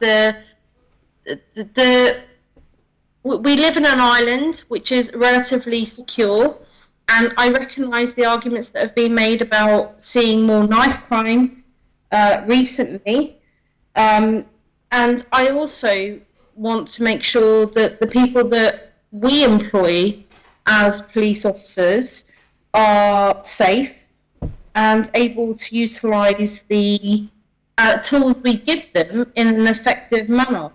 But we have to balance that off with how that happens in terms of the expectations of those people that are creating those types of crimes, in terms of what they would expect to have at their hand to defend themselves. And so, sir, I think it's reasonable, and I use the argument of reasonable with regards to this debate around the data that's obtained, because we have had a pandemic, and it's a very different scenario to what you would see in a normal, everyday scenario that we've seen. And to refer to the likes of taxi driver data, and I have to say, listening to some of the arguments from those of the executive side, when it refers to data, it's okay not to have sufficient data to bring in this type of proposition, but yet we can't have sufficient data for some form of population policy or having certain important reports produced. There is an argument about relationship risk management, and I think actually maybe what will come out of this work and the way that we move forward with regards to tasers in the island of Jersey will be considering the utilisation of whether that's tasers, truncheons, whatever it is that is in the tools of the police of Jersey, to ensure a safe community that we live in, is that there is a balance of risk that's applied, but recognising that in other jurisdictions whereby there are a number of communities that are affected, in the UK, for example, there's particularly concerns around communities that are of the black community, or whether they're of a diverse community that we're not recognising, that are more attuned to receiving that kind of conduct from police officers. And that's why I go back to the psychological aspect of this, is that we are a small jurisdiction. We are relatively a very safe community compared to many other jurisdictions in the world, and we should be applauding that and recognising that. But what will the psychological effect be in turning around and saying that, you know, having a taser is really important in a majority of circumstances, and particularly with regards to mental health, which is what the Independent Office for the Police Conduct Report refers to, is where there's many individuals that have been tasered due to mental health issues, and what altering effects that will have on their ability to come back into the community that they live in and serve. And so, sir, I think it's important that we recognise all those arguments, and actually having that data and that information, and we're bearing on that bridge of a new election for members to be able to observe that information and determine whether it's appropriate for Jersey. And I emphasise the appropriate for Jersey because we have to recognise the security that we live in, which is, you know, highly commended. And I honestly do give my congratulations to actually all the organisations that support us as a community, whether that's the police, honorary police, whether it's the youth services or schools that work to try to provide that good education and understanding of why we don't want to be in a position where we have to use tasers. But we're having to decide how far we take this. And I think the psychological ramifications in a small jurisdiction is very different to a huger jurisdiction where there are potentially less controls. So for what it's worth, that's my contribution to this debate, and I'll be supporting the amendment because I think actually the data and information around how we move this forward is important about how we serve our community. Thank you, sir. Thank you very much, Senator. Deputy Morrell. Thank you, sir. I think it's really important to point out that this amendment in no way hinders the police use of taser. There's nothing in this amendment which makes it any more difficult for a police officer who's appropriately trained to use the taser. What the amendment does is ask that the trial be continued so we have full information on how that taser is used. And I think there's one particular element of the statistics that have been provided from the department that makes me and brings me onto the side of actually we need to have this information. And that, sir, is particularly the use, taser was drawn twice with people under the age of 18, but we have no context around that, sir. And I think this needs to be set against the Children's Commissioner's view that the use of taser on children should be prohibited. And if it is ever used, it must only be in the most extreme situations. And so without having any context around why taser was drawn twice, not used, but drawn twice on those people under 18 years old, I think it's really important that this period of 18 months is used to get the information, if it is drawn again, and hopefully not used again, having a fuller understanding of why taser is being used on people under the age of 18.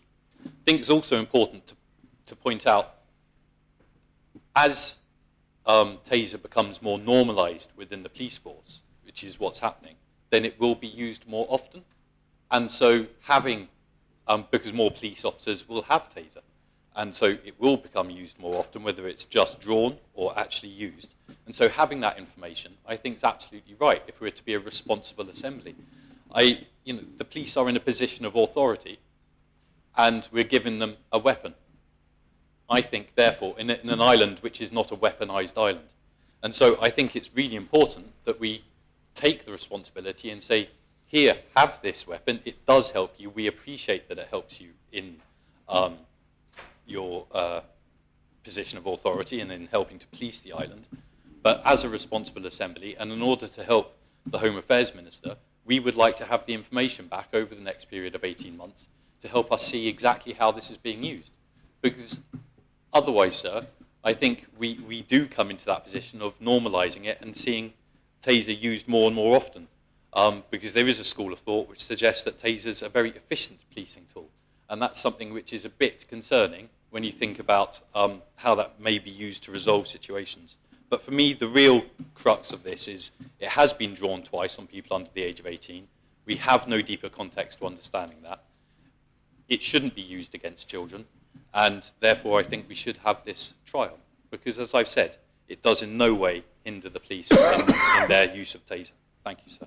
Thank you very much, Deputy. Constable St Saviour. I will be supporting the Minister with this. My honorary police have had to have stab vests, body cameras, because we live in a different world, and we can't expect to send people out to look after us if we don't give them the equipment to deal with it. Sadly, we do live in a totally different world. Jersey was safe, it is still safe, but we have to look after, and we cannot take everything just for granted. There's some controversy about why it was used on 18-year-old children. An 18-year-old is not a child, and we don't know the circumstances for what it was used for. And sometimes it's them and us. There have been a lot of violence in amongst the children themselves, and this is very sad. I just think the whole thing, we need to make sure that the people we are sending out to help us are safe. And if you've got to have a truncheon and you've got to be really up close with somebody, if they've got a machete or something like that, it's going to be much bigger than the truncheon, and they're going to get you before you even possibly can do anything for them. If it's used on people who have a medical or a mental health problem, there's people are up in arms. But how do you know that the person you are dealing with has a mental health problem? You don't. And then there's people saying human rights. Human rights is a two-way street. It's for everybody, not just for one group of people. Human rights is for everyone. So I will be supporting the Minister in this, because I would not like to send any of my officers out to deal with something and they didn't have the right equipment. Thank you, sir. Thank you very much, Constable and Clement. So, it's been the greatest privilege in my life, or one of the greatest privileges, to work in the hospitality business for more than 40 years. At the age of 20, I was registered as a licensee, and I've spent most of my career at what I call the sharp end. And those are hotels that don't just trade during the summer, that's the soft option.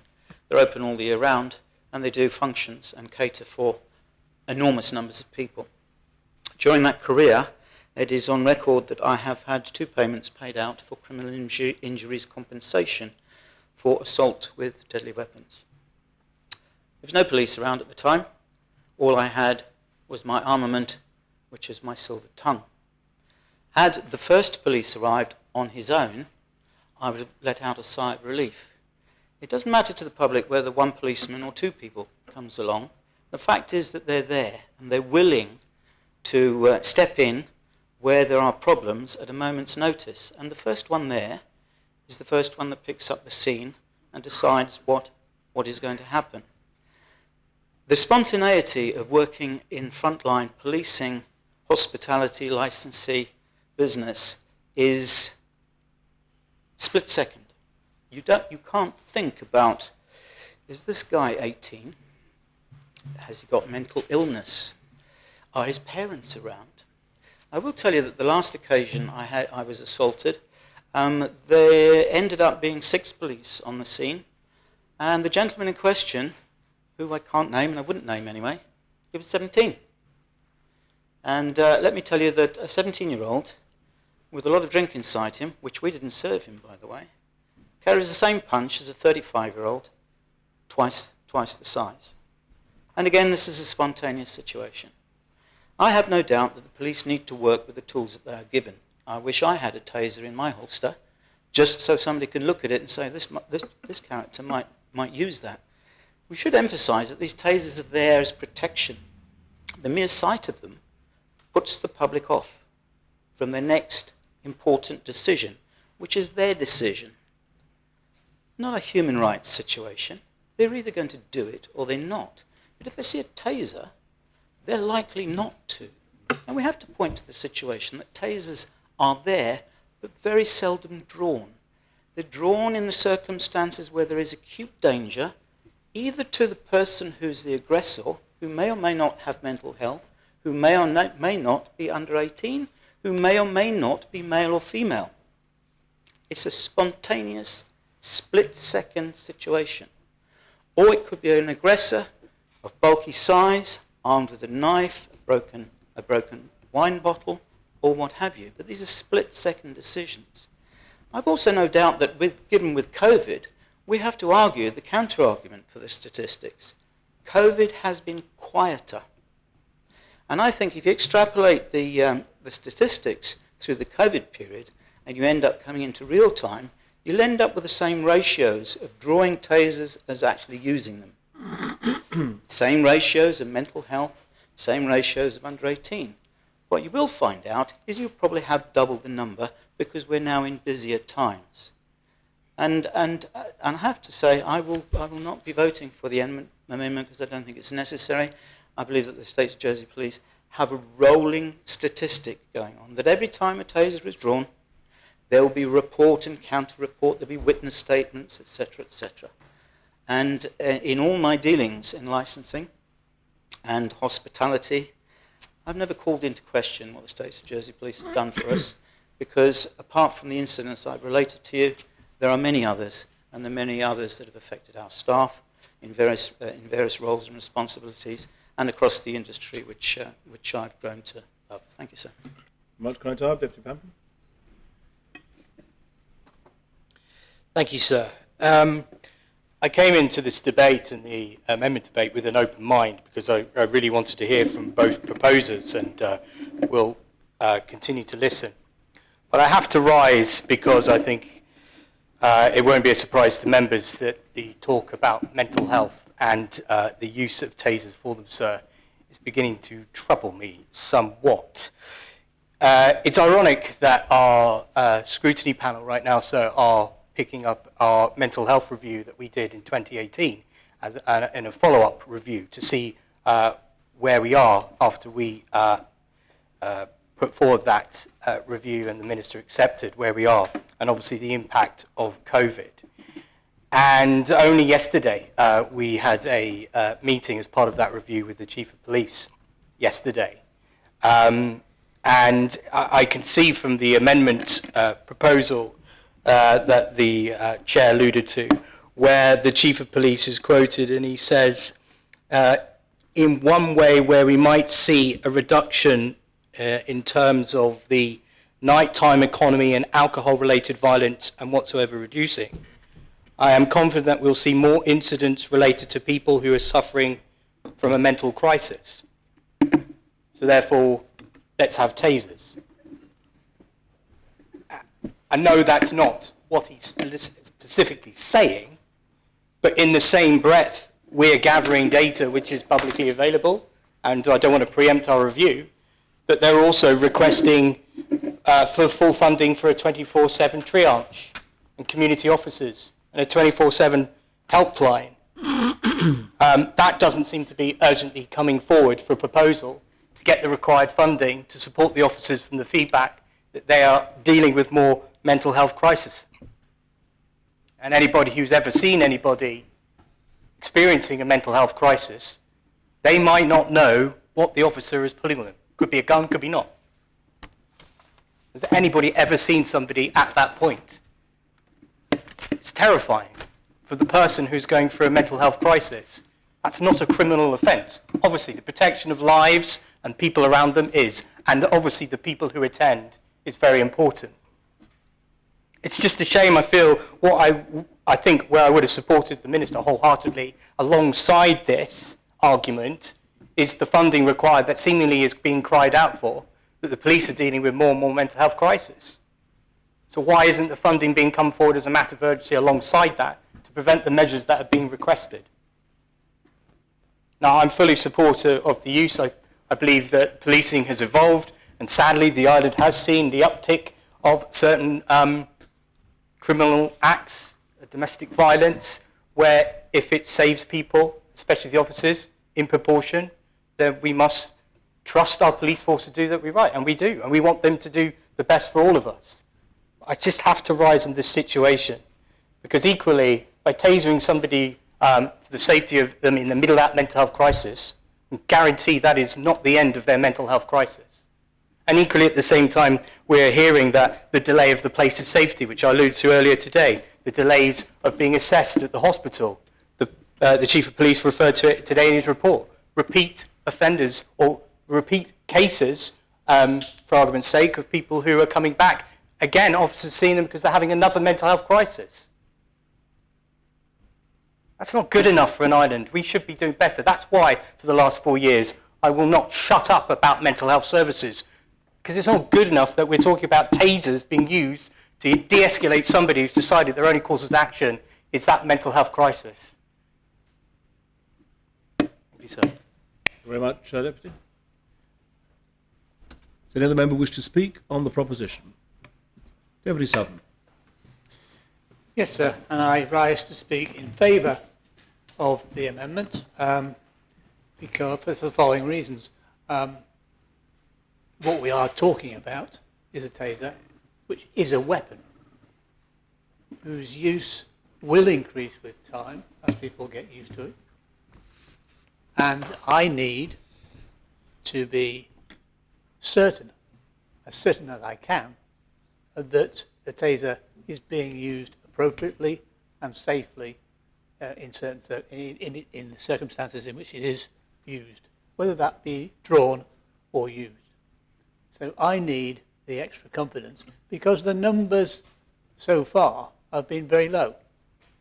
I need, I think, further information to be confident that I can vote for the use of tasers on this island. Thank you. Very much, Deputy Constable Brillard. Thank you, sir. I, like several others in the chamber, have had honorary police experience, and actually some with States of Jersey police experience in dealing with what can only be described as a subculture, which I'm sure most States members may not have had to deal with in their lives. The influence of drugs and drink makes people very unpredictable, and as previous speakers have alluded to the fact that things kick off exceedingly quickly, and whilst in an ideal world all police crews would be double crewed, the reality is that they're not. Most honorary police will tend to be, but we do see States police, through limited resource, having to go out on their own. And whilst backup will come quickly, there is that period in time where the police officer will be extremely vulnerable. So I attended the demonstration, say, almost 2 years ago at Fort Regents, and that, I have to say, swung me in favour of the use of tasers. Being a police officer being confronted by an individual of questionable mental stability with a knife has to make some very, very quick decisions. And I feel that the use of a taser would actually save everybody in that particular situation. We spoke earlier, sir, of the ability of officers to use truncheons. Yes, they can in close quarters, but actually the result of personal damage from a truncheon is probably greater than that of a taser. So surely we've heard of human rights being spoken of earlier. Surely, sir, the multitude of the population have the human right to be protected by our police force, and I think they do an excellent job of doing that.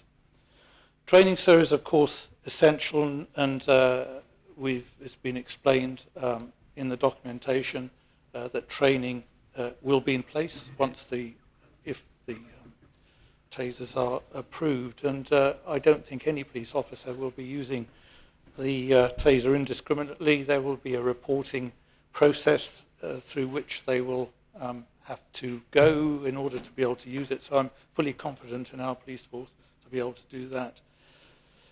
So, sir, I think with regard to data, we've laboured that point.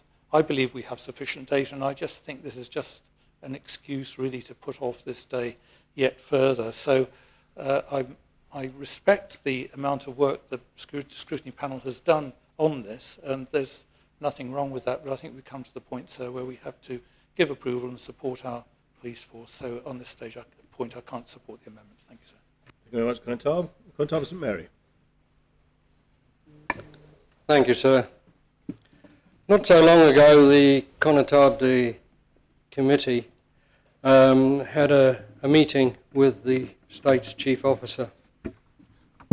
The State's Chief Officer insists that he needs a taser in order to do his work really efficiently. At the moment, the police are armed with pava spray, and they have an asp baton, which is an extending metal baton, and if you're hit around the head with it, it will give you more than a headache. It will take more than an aspirin to fix it. A taser is a deterrent tool. Anybody who sees a police officer with a taser on them will normally go a lot quieter.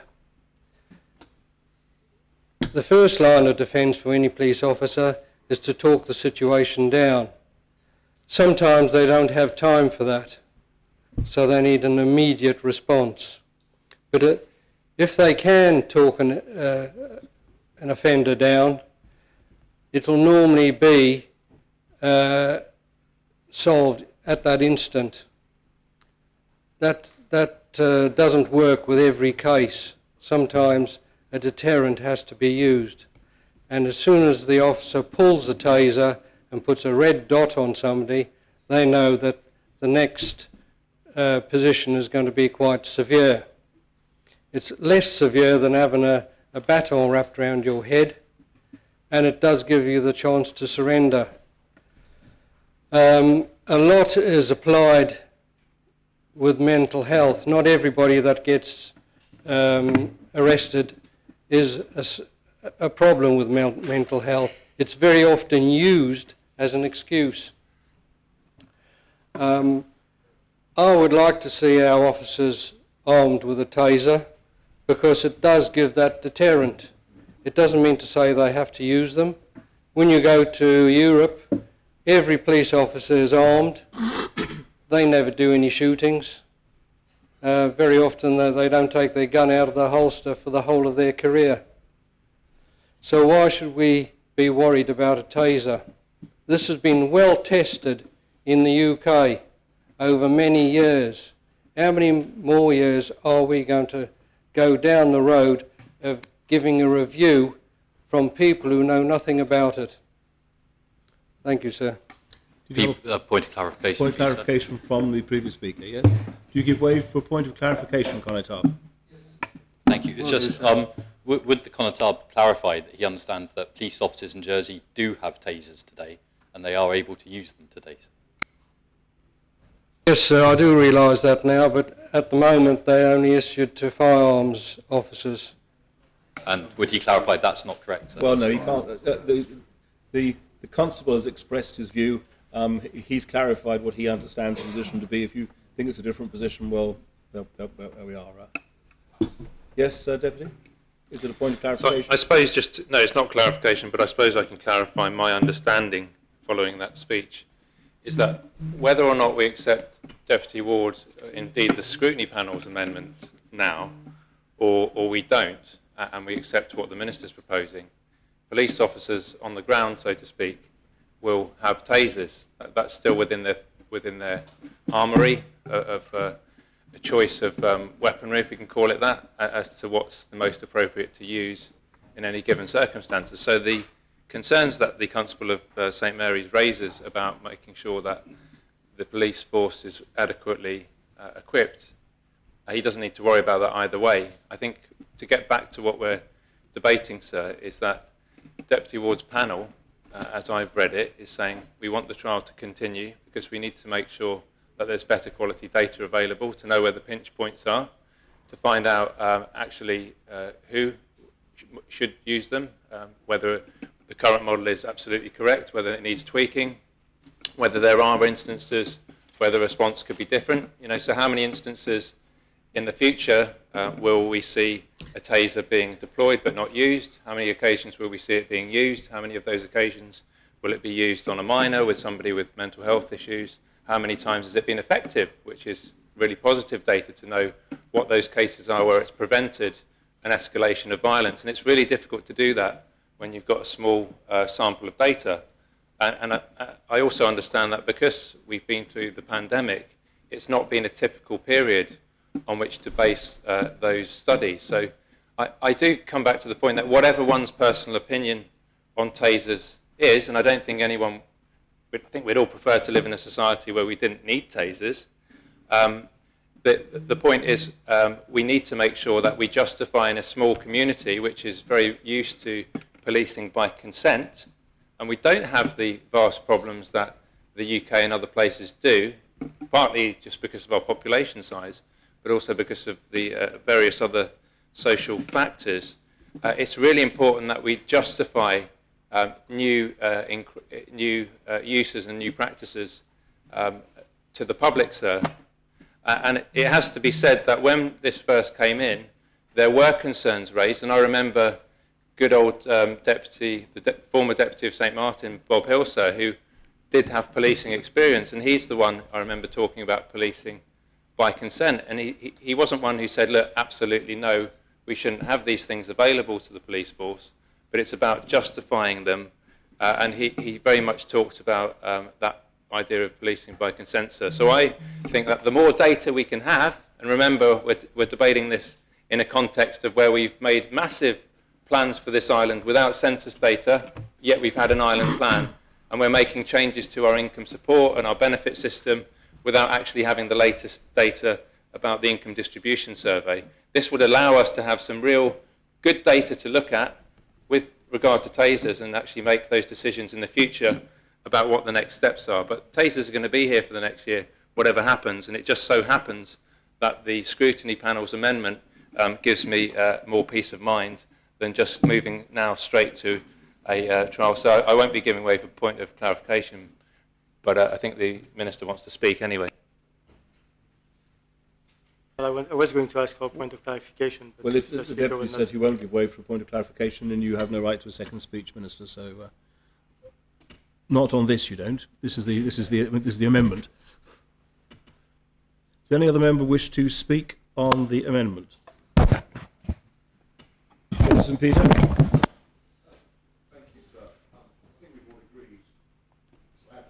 So I think we've all agreed, sadly, in our society, tasers are necessary.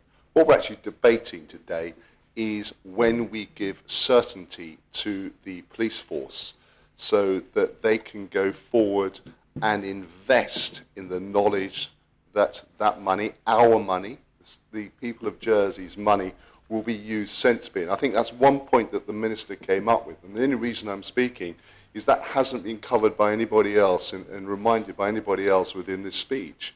I believe we can have, the police can have the certainty to invest in the technology, which I believe is not a trivial amount of money. I seem to remember it was many thousands of pounds when I went to the briefing at the TA Centre, but that was a couple of years ago. But more importantly, to invest in the people to ensure that they are totally au fait and competent to use this technology. I think at the moment the only people are allowed to use the tasers also have to have a gun license. I think that's the differentiator. Shaking heads. I'm going back 2 years from this, so my memory's a bit old. But anyhow, so all I'm saying is let us allow the police to go ahead, invest and do it properly and do it immediately and not kick the can down the road again. Thank you, sir. Does any other member wish to speak on the amendment? No other member wish to speak on the amendment?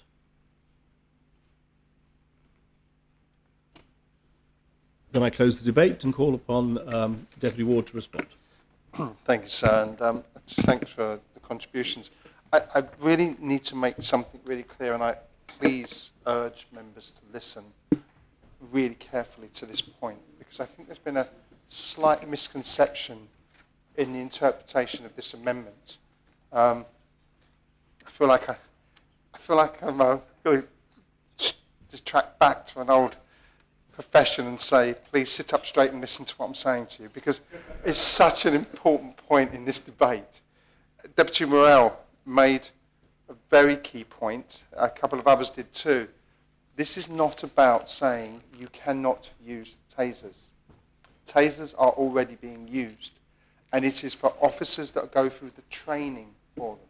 Previously, it was for firearms officers only. The last time we debated this, and it was agreed with the trial, it then moved to any officers who have had the taser training. That already exists, and it has been happening. That's where the data from this came from. So I'm afraid that the arguments that have been put forward by a number of members that this is about whether or not we use tasers is not the argument for this amendment. This amendment is about saying we recognise tasers are being used in Jersey. We recognise there will be an extension to that use in Jersey because that's what the police want. But we are saying, as we move into more normal times beyond COVID, and because of that extension of use of tasers, which means that it will be more likely there will be more incidents, we should extend the trial for 12 months and report back to the Assembly before the very final go-ahead and say, off you go with tasers, or if they prove to be wrong. And the other issue is if the data comes back to say they are an absolute disaster for Jersey, I have every confidence that the Chief of Police and the police will say, we don't want to use them because they want to do the right thing. But this is about that trial being extended to give data to the next Assembly to make that final decision rich with data, rich with information about the use of taser, and the use of taser in particular with those who are under 18, those who have a mental health crisis, and those different cultures that exist together on this island. So I just re-emphasise that again. This is not about saying don't have taser. And there are a number of people, if I don't mention your name, apologies. Again, I've got that problem with me jotting things down in my handwriting. I really need to work on this. I think there is an argument being made here and a position being put to the Assembly which I'm afraid is, I would perhaps say, unfair, unreal, unrealistic, inconsistent.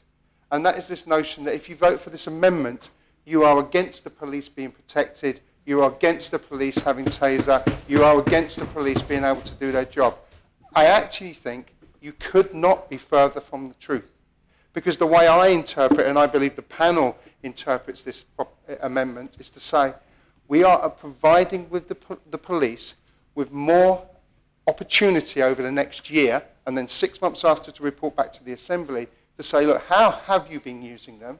Where has it been successful in inverted commas?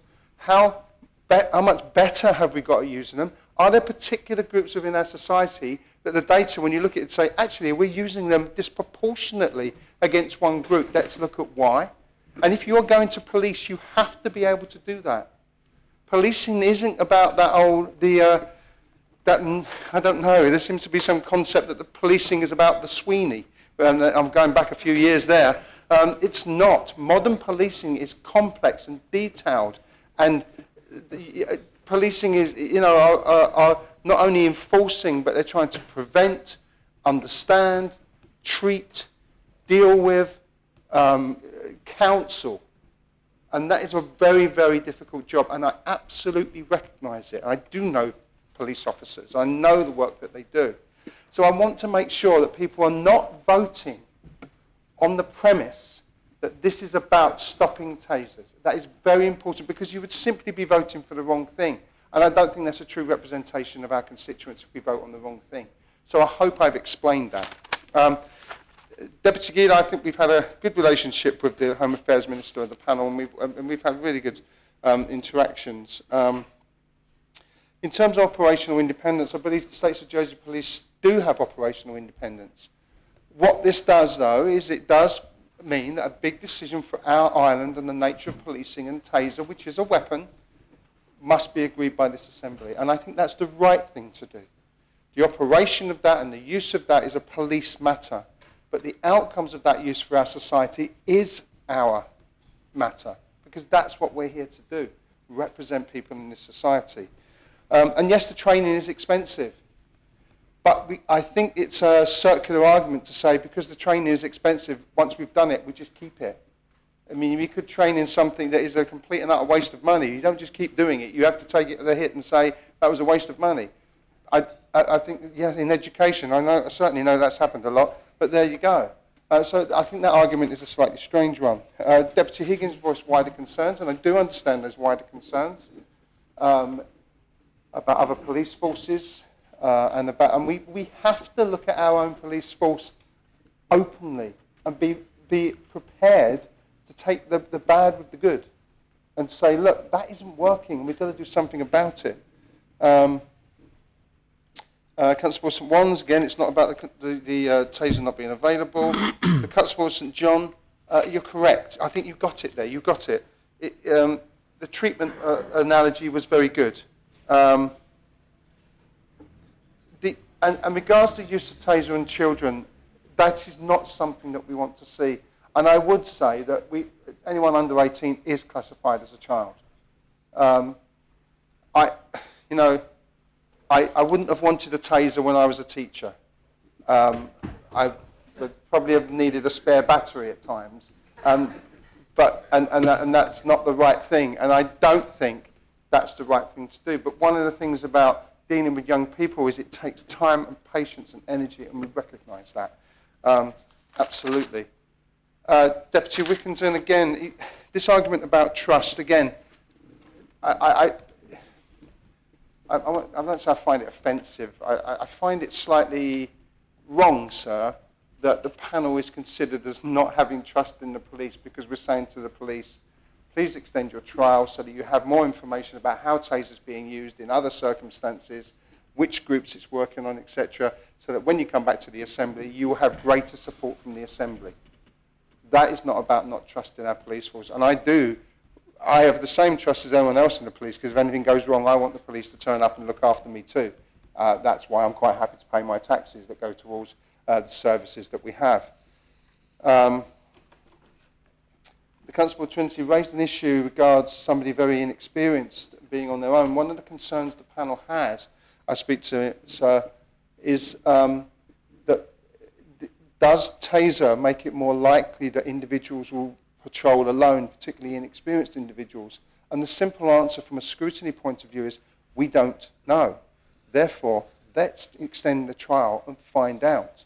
Because I don't think that's something that's wanted by the police. But if it happens, there's your information to say, okay, this is something we didn't expect to happen. We don't want it to. I'll go quickly because I'm using up everyone's time. Deputy Pamplin, but it was a very good debate, sir, so it's important that we cover people's views. Deputy Pamplin, you're quite right regards mental health. And I will say to the Constable of St Mary, I cannot agree with you that mental health is used as an excuse. I'm afraid I can't agree with you on that one. I don't see that as the case in a mental health crisis where the police are involved. They are very serious situations, and Deputy Pamplin made a very good point. And the funding for other types of support is key. And that leads to something that Deputy Tadia had said about adequately equipped. And I would ask all members of this Assembly, think about what you mean with adequately equipped. Yes, giving a taser gives another piece of equipment that can, in a really serious situation, immobilise somebody. But the other equipment that our police are needed are enough staff so they are not on lone patrol, enough training so they are right up to date with the training that they need to deal with the public, and they also need that equipment, which is the health professionals and the backing from health professionals as they deal with these situations. And we cannot, I'm afraid we cannot substitute taser for any of those. And if that's what anyone's thinking in here, I'm afraid that's wrong, sir. It will not work. You cannot substitute those things. So when you're talking about adequately equipped, this is a number of things. And Deputy St Peter, I think what you've done there is you've preempted the outcome of any trial by saying we've all decided the tasers are needed. I think there is a groundswell that people say, look, it's a piece of equipment that will protect police. And I think the majority of people would say, we hope that is the case. But the certainty of their use in Jersey, in our context, over time, with our population, is not certain. This will give the information that may be needed for an Assembly to choose that. So therefore, sir, I would urge members very strongly to back the amendment, because it does not stop the deployment of tasers. All it does is extend the information we get into a wider context of normality, which we desperately hope we're going back to, both in the hospitality sector and Saturday nights out and in homes and domestic violence situations, etc., so that we can gather that information and be certain when we come back to this Assembly to say that the taser is having this effect on our policing. This is the evidence that we have gathered over a long time, and this is why the Home Affairs Minister in the future, whoever that may be, can come back and give a valid argument to that. Sir, the panel believes that this extension is a valuable and useful thing for this Assembly to do. Therefore, sir, I urge members to support the amendment with everything that I've said regards to the arguments that have been made. And I ask for the appel, sir. Thank you. Thank you very much. That is called for. In a moment, the greffier will open the voting. The vote is open, and I ask members to cast their vote. Those joining us on Teams are reminded they should indicate their votes in the chat.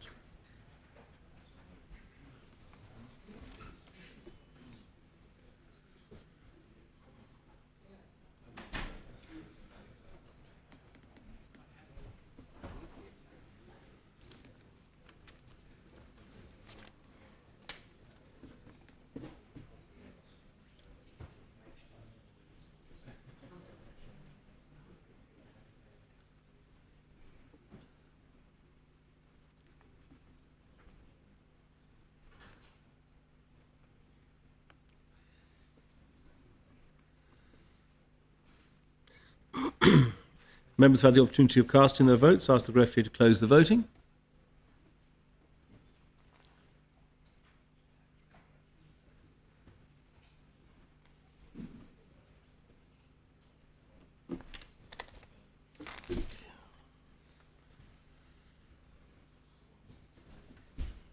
The amendment has been defeated.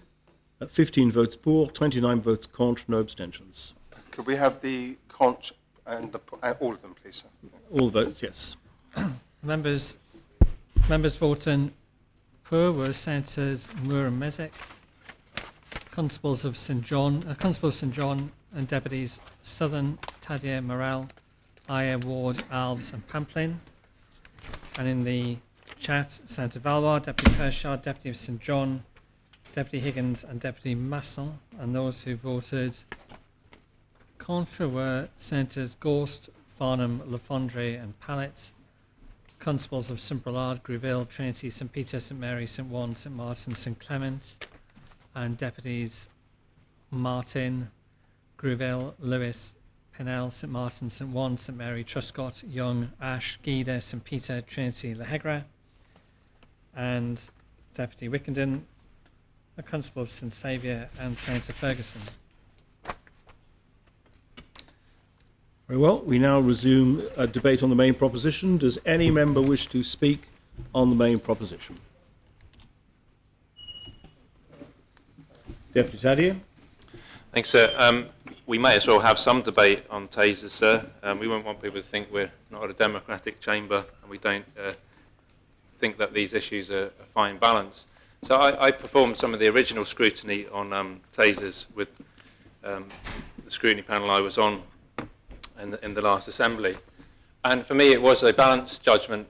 I heard the arguments that were made at the introduction, and it was very much presented to us. I think it was back in Senator Lamarcque's time when he was at Home Affairs, and it was sold to us, and I use that word advisedly, on the basis that, look, don't worry, because this is only going to be for a very select amount of officers. It's not going to be given right across the board, and there's going to be a lot of protocol around it, and that even when it's drawn, there's going to be a lot of paperwork that's going to need to be filled in, and it's going to all be recorded, and it's going to be something that isn't done routinely. It's only going to be given to firearms officers, and it's a less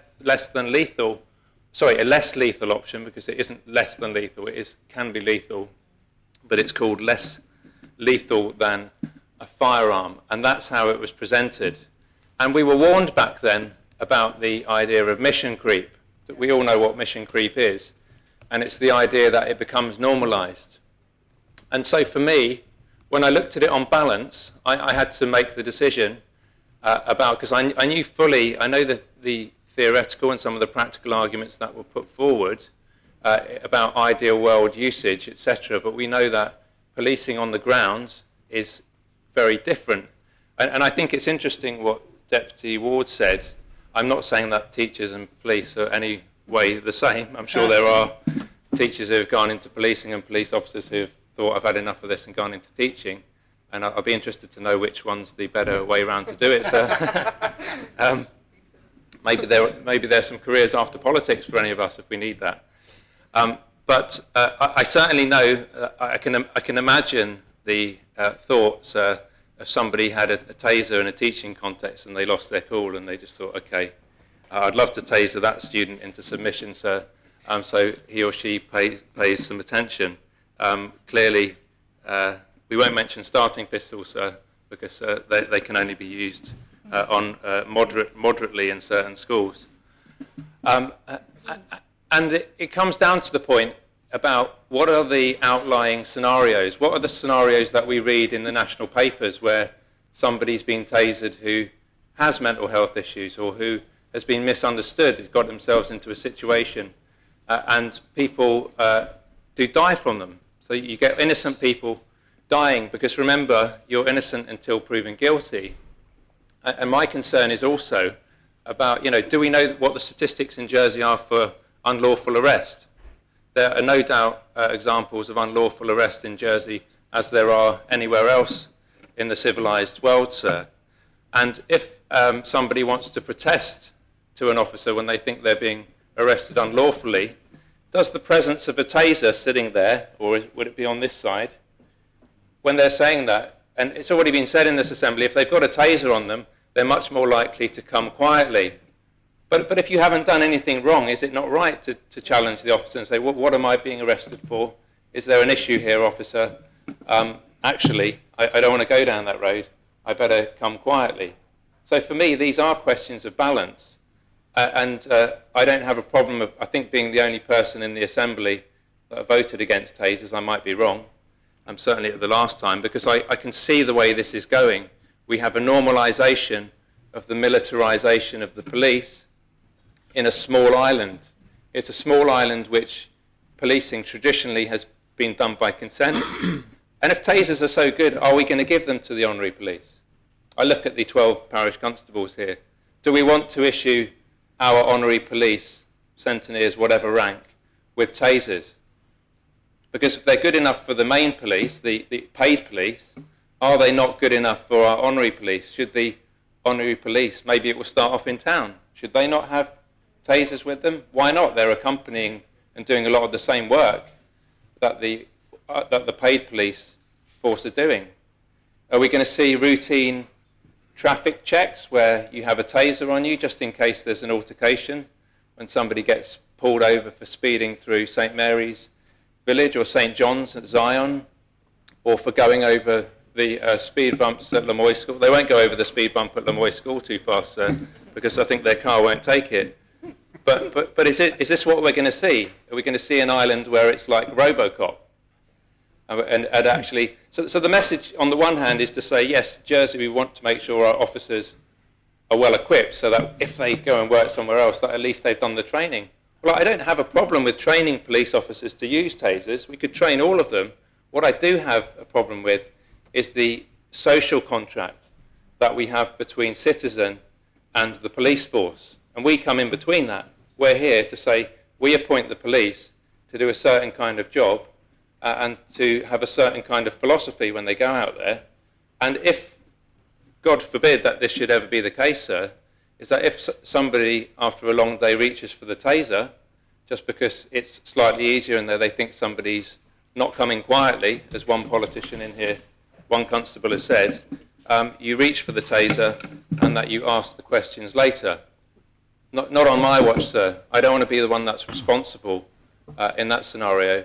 And I know, of course, you can say, well, there will be scenarios where lives can be saved by tasers. I'm sure there are.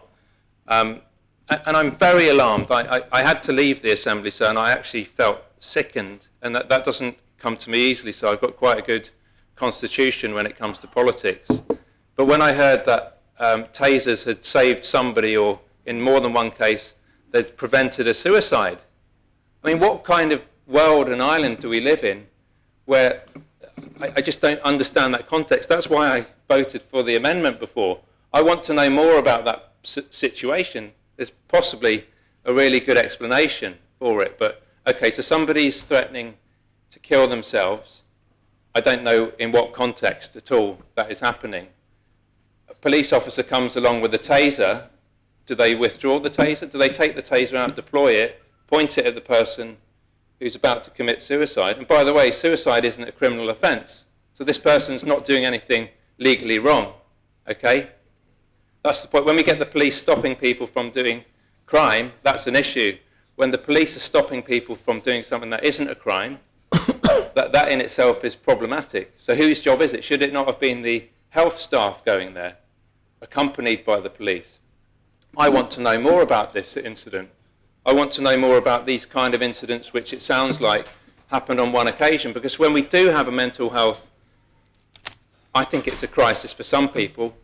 Mental health, when you're going through it as an individual, certainly is a crisis, but we've definitely not tackled the issues around mental health in Jersey.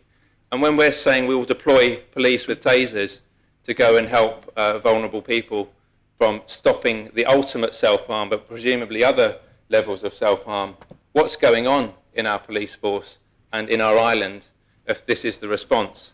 I know the Minister's made some notes there, sir, and I look forward to hearing his response. And incidentally, sir, none of this should be taken as me saying that this isn't support for the police. I support all of our public sector workers. You'll find me out there from day one supporting any of our frontline staff, whether they work at the hospital, whether they're the police, they're teachers, when it comes to their quality of life and empowering to do their job effectively, free from any bullying, listening to them on a day-to-day basis about what practically we can do to help them do their jobs across the sector. And I won't have my position being misrepresented by any of the subsequent speakers on that. But what I do care about is how they do their job and what kind of relationship they have with the people that we are here to represent across the board, sir. Thank you very much. Deputy Higgins.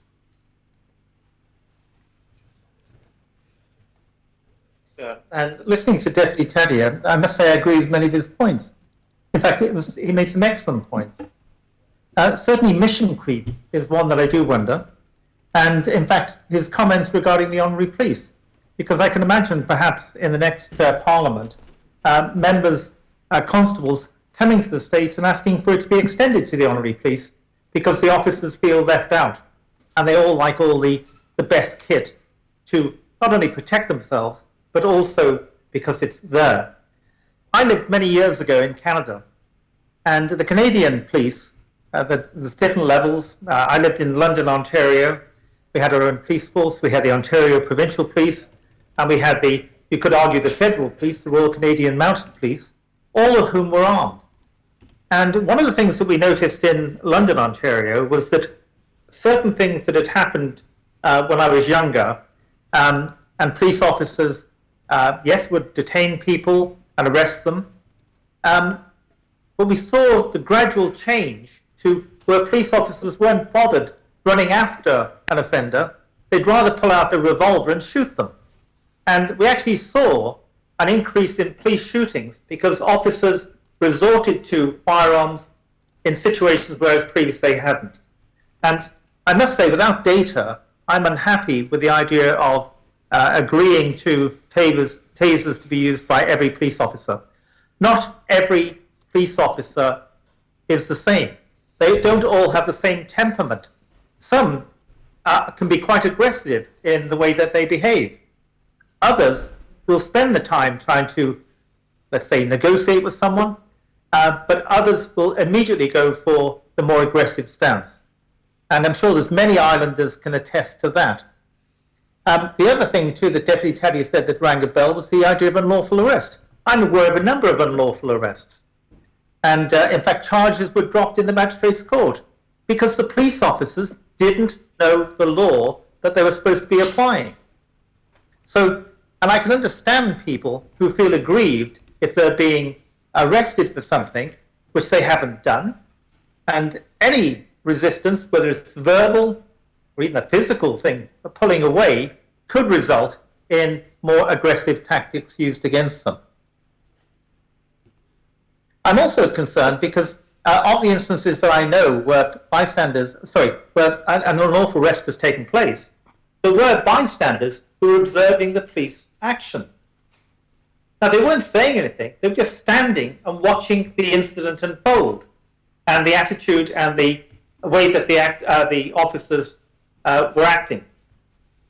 They were threatened by the police officers concerned and verbally abused and told in no uncertain terms, and I won't use the term, sir, but it begins with F, to disappear, and threatened with arrest themselves if they didn't. I don't want to see our policing deteriorate in the same way that I saw policing deteriorate in London, Ontario. I'm not saying, who knows, maybe in a few years' time, if they feel that tasers aren't sufficient, we'll be asked to arm the police. I hope never. It was the wrong decision in London, and it would be the wrong decision here. Now, I voted for the trial last time, and I voted for the use of tasers. And I do believe there is perhaps a role for tasers. And I accept, if I was a policeman in an extreme situation, someone's coming with a knife, and I have a taser, I'd use it. I would never fault a police officer for that. It's all the other instances where you're involved with young people, and dare I say it, people of a different colour, or different sort of mental capabilities. What about autistic people who don't always respond in the same way that other people respond? They have difficulty understanding cues, understanding what they're doing that's wrong. I'm concerned about these weapons being used in the wrong cases. I would like a further trial, but the states have already rejected that. And because that trial has not been approved, I can't support this proposition, so I shall be voting against it. Thank you, sir. Thank you very much, Deputy Constable Trinity. Thank you, sir. I just rise to assure the last two speakers that the Honorary Police in Trinity have no intention of asking for tasers. But I'm sure if they asked me for Magnum handguns, they could rely on the strapline, "Are you feeling lucky today, punk?" Thank you, sir. Thank you, Constable. Does any other member wish to speak on the proposition? Senator Valois. Yes, thank you, sir. So, considering the responses that I've heard in the amendment and what I've heard so far with regards to the substantial proposition, I'm actually supportive of having tasers, but my position is that tasers are used as less often as needed. And so the question I have to ask is, considering the work as part of the scrutiny panel I'm on, and as an independent member, when I look at the independence of verification around data and information, whether the Minister would consider having a formal report, whether that's achieved through the Jersey Police Authority, whether that's achieved through the Chief Officer of the Jersey Police, or whether that's achieved through the Home Affairs Minister himself, as to how the utilisation of, I suppose, not just tasers, but in this particular context, tasers is important. And I refer back to my previous speech about the psychology around thinking that you're going to be commandeered with a weapon that you think is more severe than what it may be in terms of the circumstances you find yourself in. So I'd like the Minister to, depending on how I'm going to vote on this, because I recognise the importance of having tasers in the world that we live in, but they're also recognising that we're a small jurisdiction that doesn't have the same kind of context in larger jurisdictions. When I look at the likes of our requisite jurisdictions like the UK, which we rely on for our training and expertise with regards to policing. And when you look at the independence of the Police Conduct Authority in the UK, which we don't have in Jersey, and we're due to debate the Police Complaints Authority side of things, I think that the Assembly needs to be made aware that we don't have the same kind of mechanisms like other jurisdictions.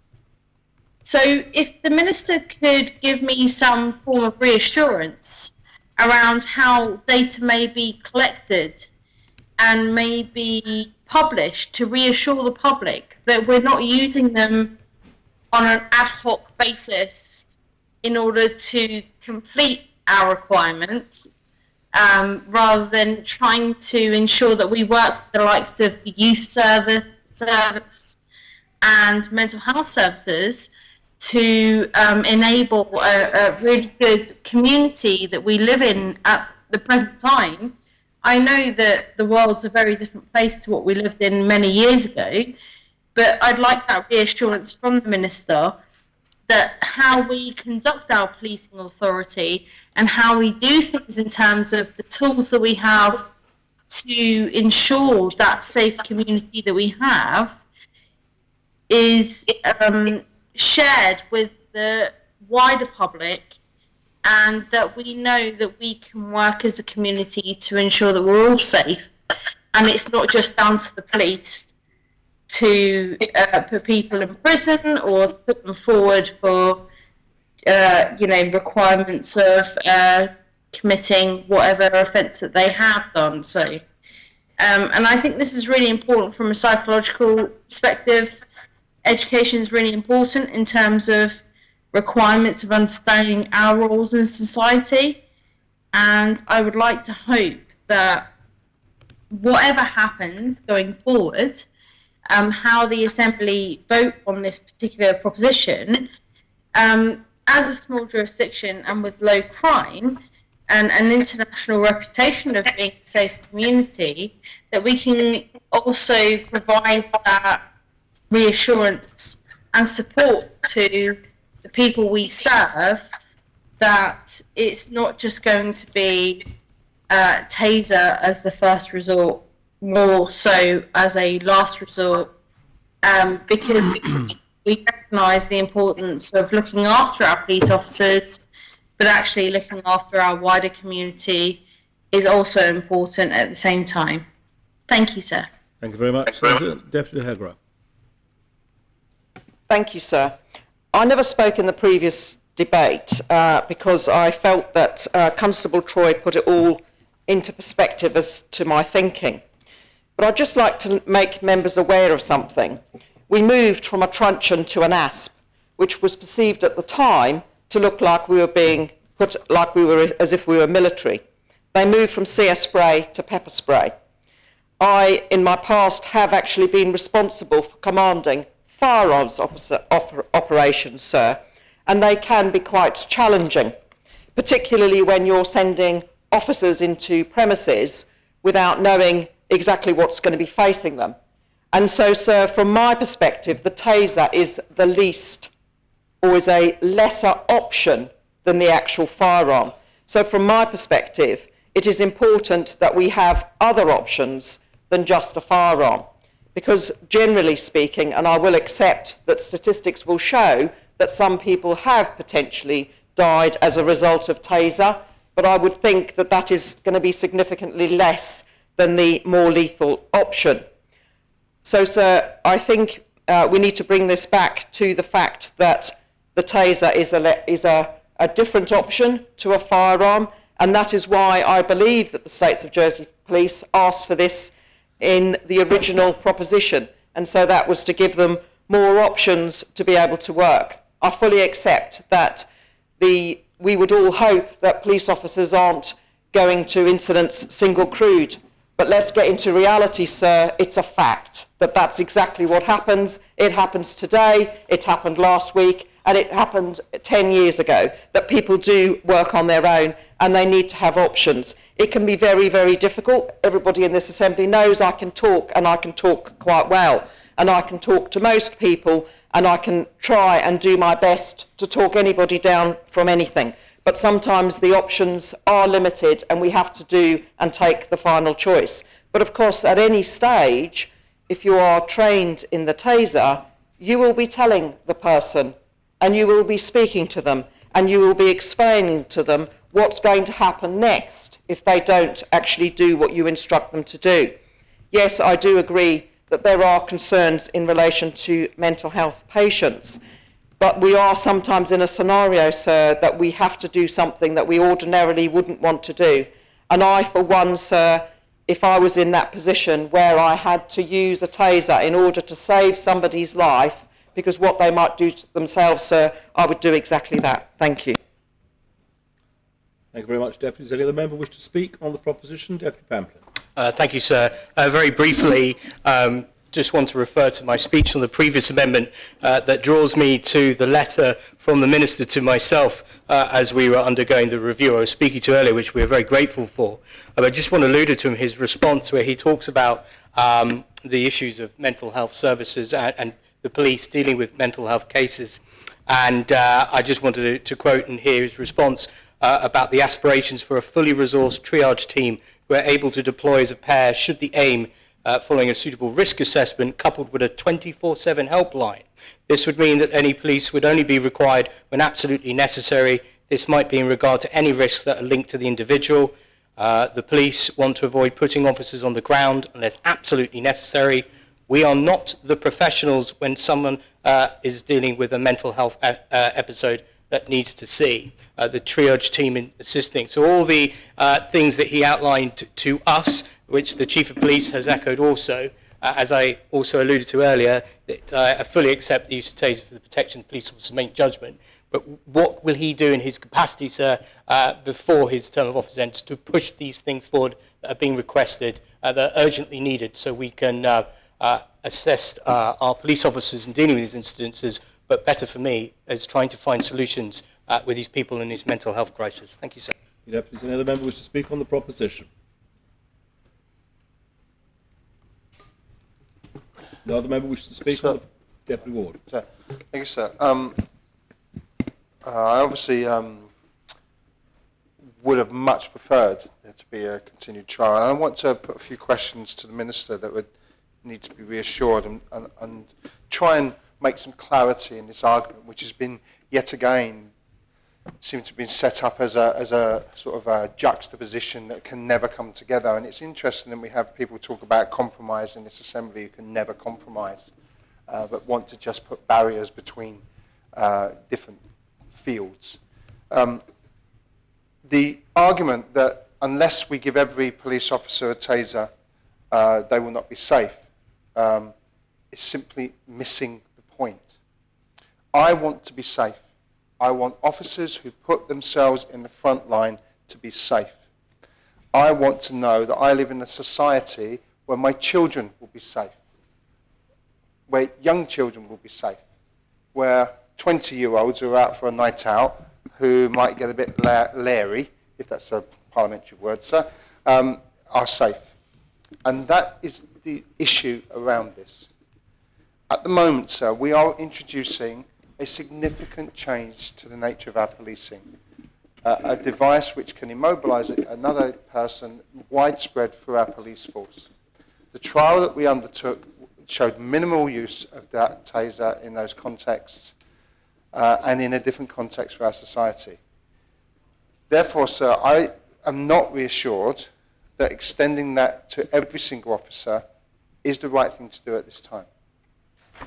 I'd like to ask a few questions that perhaps the Minister can answer. First of all, how many officers will be issued with tasers in the next year, 2 years, 3 years? How many will be trained? So what will be the incidence of those tasers being used? Because the arguments that seem to be used, which are, if you want to go to a situation where somebody has a knife and you will need a taser, it could save your life, that means that every single officer would have to have that facility, a taser. Otherwise, they don't have that facility to deal with that situation. So you cannot have the argument both ways. Oh, we'll only arm some, but that means everyone's safe. We are going inevitably down the road of giving every officer a taser. And regardless of what's said about the honorary police, I can see that slippery slope happening with honorary police as well. And that notion of how are we kept safe and how do we keep police officers safe, one of the ways to keep police officers safe is to invest in our communities, so that mental health situations are dealt with and don't go out into the public and explode in these situations, where there is the mental health support for people who are going through crisis, which isn't there at the moment. We don't even have facilities. We had questions about it today, and we don't have a date when these emergency facilities and those respite facilities will be built.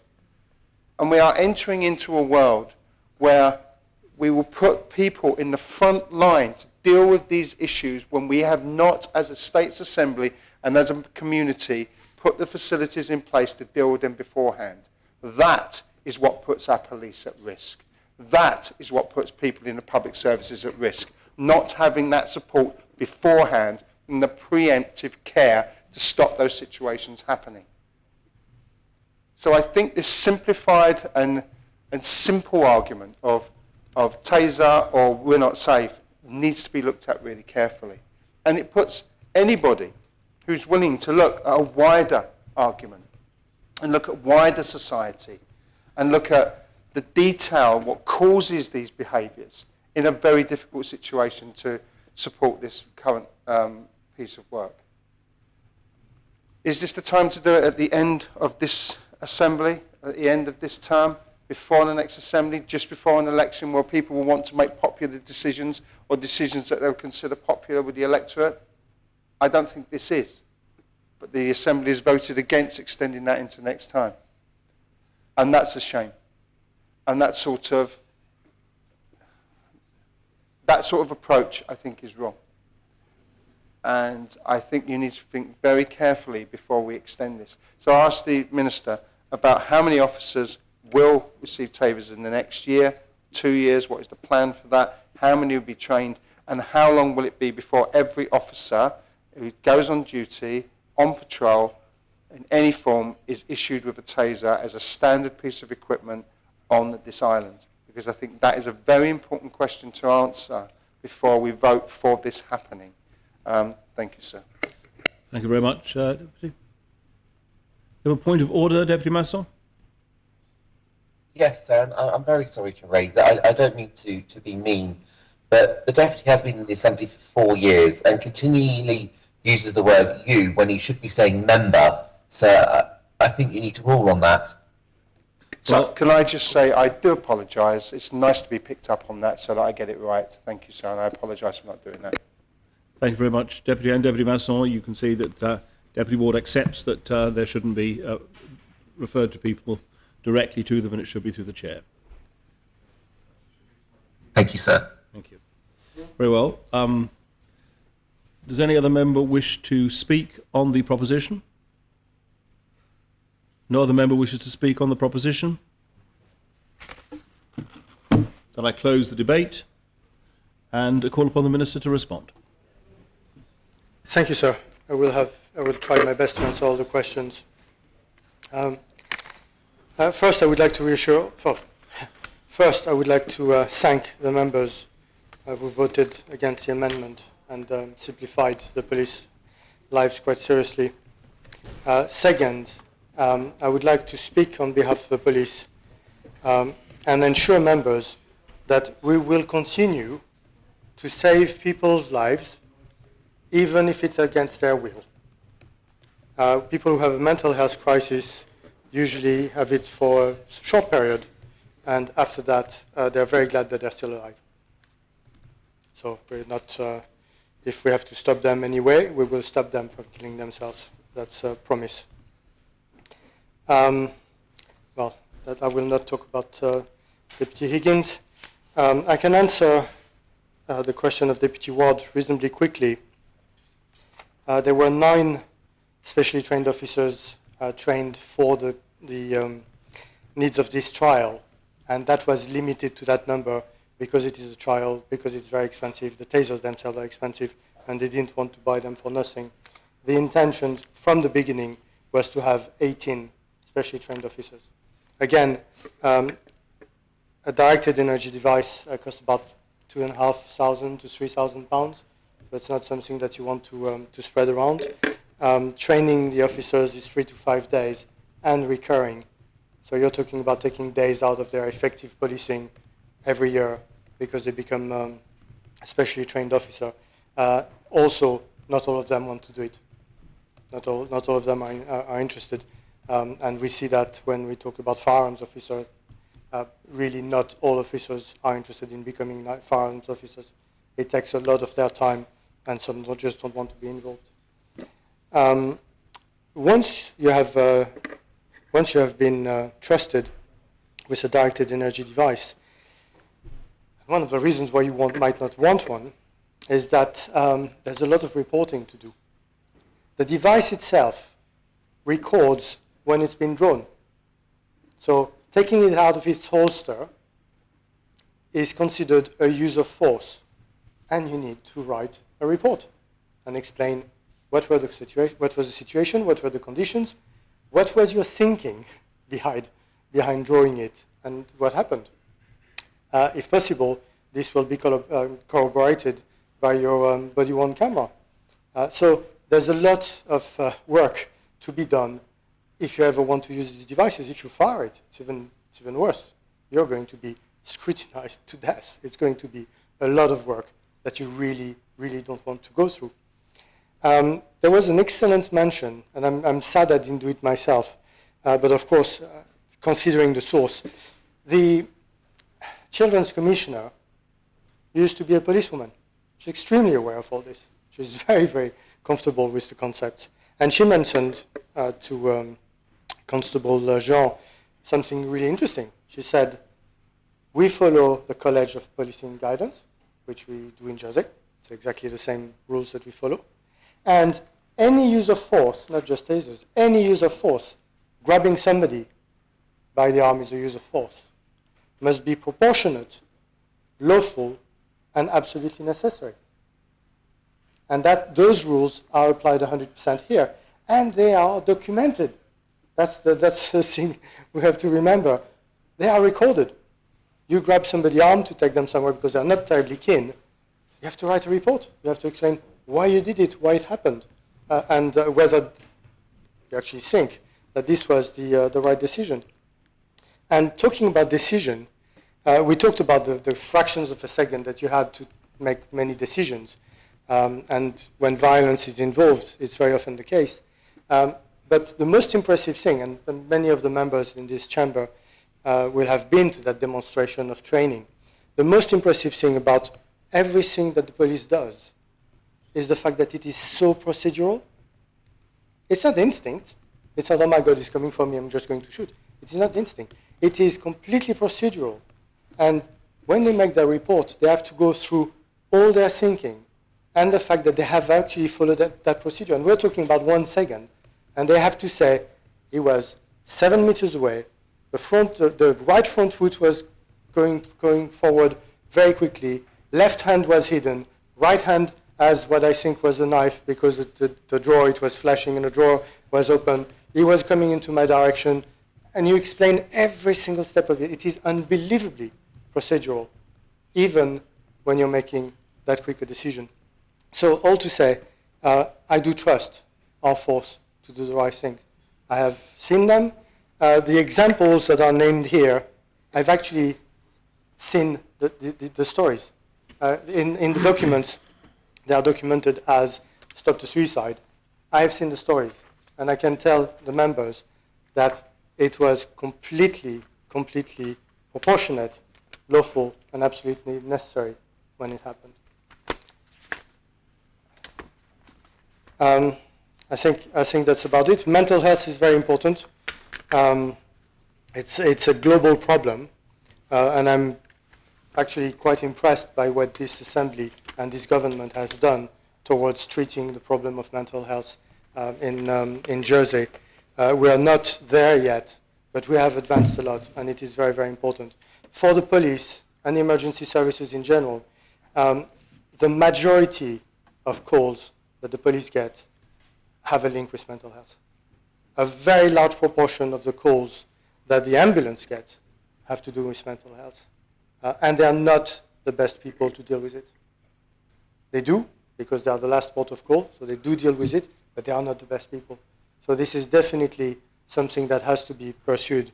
I think that we have done as much as we could in these 4 years, and I hope that the next government will continue in that track and make sure that this is fixed. The last thing, we've talked about police numbers and single patrols. Yes, the resources of all our services have been severely restrained, but thanks to Constable Len Norman, not the police numbers. We actually broke them back up by 25, and now there are, I think, as of today, 215 officers.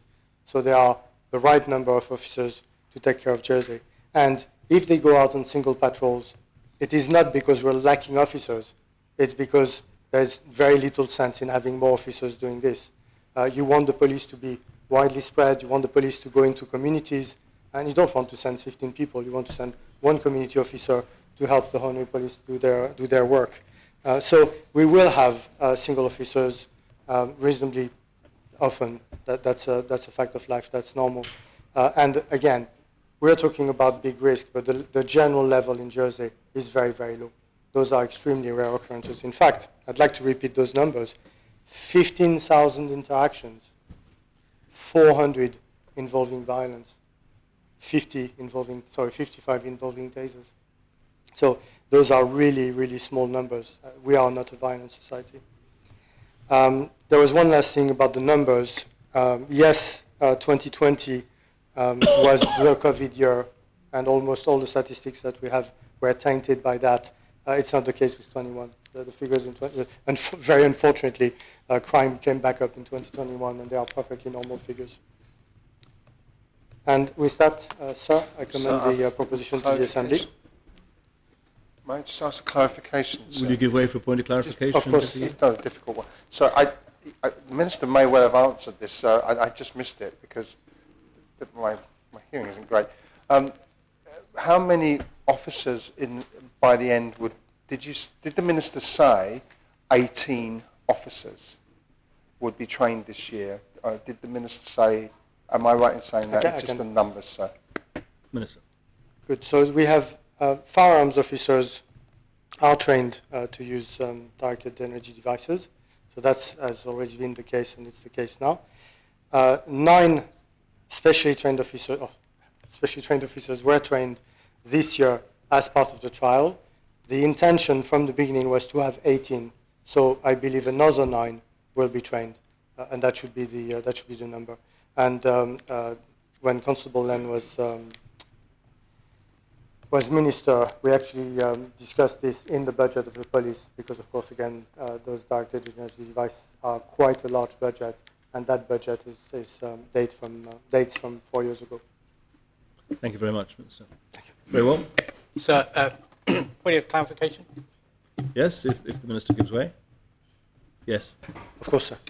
Thank you. I asked in my speech the Minister to be specific to his letter written to me on the 18th of February and what he will be doing in his capacity before the end of his term in regards to the fully resourced triage team who are able to be deployed and coupled with a 24/7 helpline. What will he be doing for his term of office to see those things come to fruition? That's the question I asked. Thank you, sir. Yes, sir, I'm happy to answer the question, although the answer might not be liked very much. I don't think any of this is in my power, and I believe that the health minister has done everything that he could to develop mental health services in the island in those 4 years, and I will just trust that his successor will continue in the same way and help us with those services. Well, Chase, excuse me, I therefore ask the greffier to open the voting, and members who are with us on Teams to indicate in the chat their vote.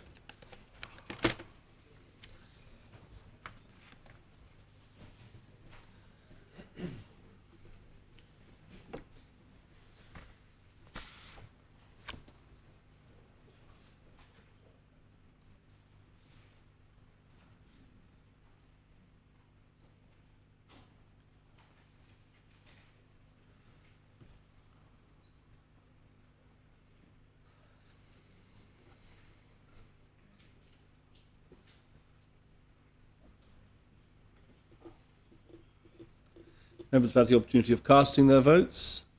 I ask the greffier to close the voting.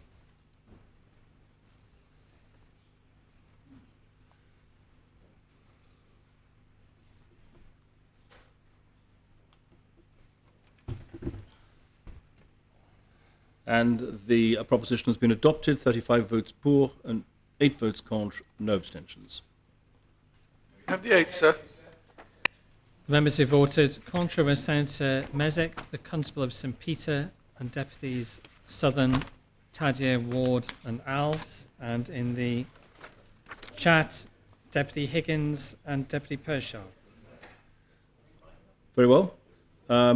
Then, in accordance with the decision made earlier by the Assembly, we now move on to consider P19, the Draft Children Convention Rights Jersey Law, P19, lodged by the Minister for Children and Education. And I ask the greffier to read the citation. Draft Children Convention Rights Jersey Law 2000, a law to make provision for and in connection with giving further effect in Jersey to the rights and obligations set out in the United Nations Convention on the Rights of the Child, to amend the Commissioner for Children and Young People Jersey Law 2019 in connection with the standing orders of the State of Jersey, and for connected purposes. The State, subject to the sanction of Her Most Excellent Majesty and Council, have adopted the following law. Minister. Thank you, sir. Sir, it is my absolute privilege to propose the draft Children Convention Rights Jersey Law. The principal ambition in bringing forward this legislation is to secure significant culture change for Jersey's children. The draft law represents a crucial part of our response to the Independent Jersey Care Inquiry and Deputy Dublay's unanimously adopted P63 2017. It also realises the commitments made in the Common Strategic Policy and the government plan to indirectly incorporate the United Nations Convention on the Rights of the Child into Jersey law as part of our strategic priority to putting children first. The real culture change can be achieved by embedding meaningful consideration of children's rights in our policy development and decision-making processes. To support this process, the draft law will introduce a Statutory Children's Rights Impact Assessment, or CRIA. CRIAs will help us to understand the impacts, positive or negative, that our decisions are likely to have on children. So, as members will be aware, the UK's ratification of the UNCRC was extended to Jersey at our own request in 2014. The UNCRC sets out the civil, political, economic, social, health and cultural rights of children. It is the most widely ratified international human rights treaty in history. As part of the UK state party to the UNCRC, Jersey has an obligation to undertake measures such as legislation which implement the rights of children. This draft law represents a once-in-a-generation opportunity to fulfil this obligation and secure a major step forward for children, one which will place amongst a handful of other progressive states. As members will recall from the briefing on the draft law held earlier this month, our partners at the UNICEF UK have actively welcomed the draft law, which they consider to be an ambitious, robust and world-leading model of indirect incorporation compared to many other jurisdictions in which have progressed similar legal measures. If adopted, the duties introduced by the draft law will represent a crucial and common endeavour to be undertaken by those with the authority and opportunity to protect, fulfil and realise children's full enjoyment of their rights under the United Nations Rights of the Child. Sir, I commend the draft law to the Assembly and I propose it in first reading. Are the principles seconded? Does any member wish to speak on the principles?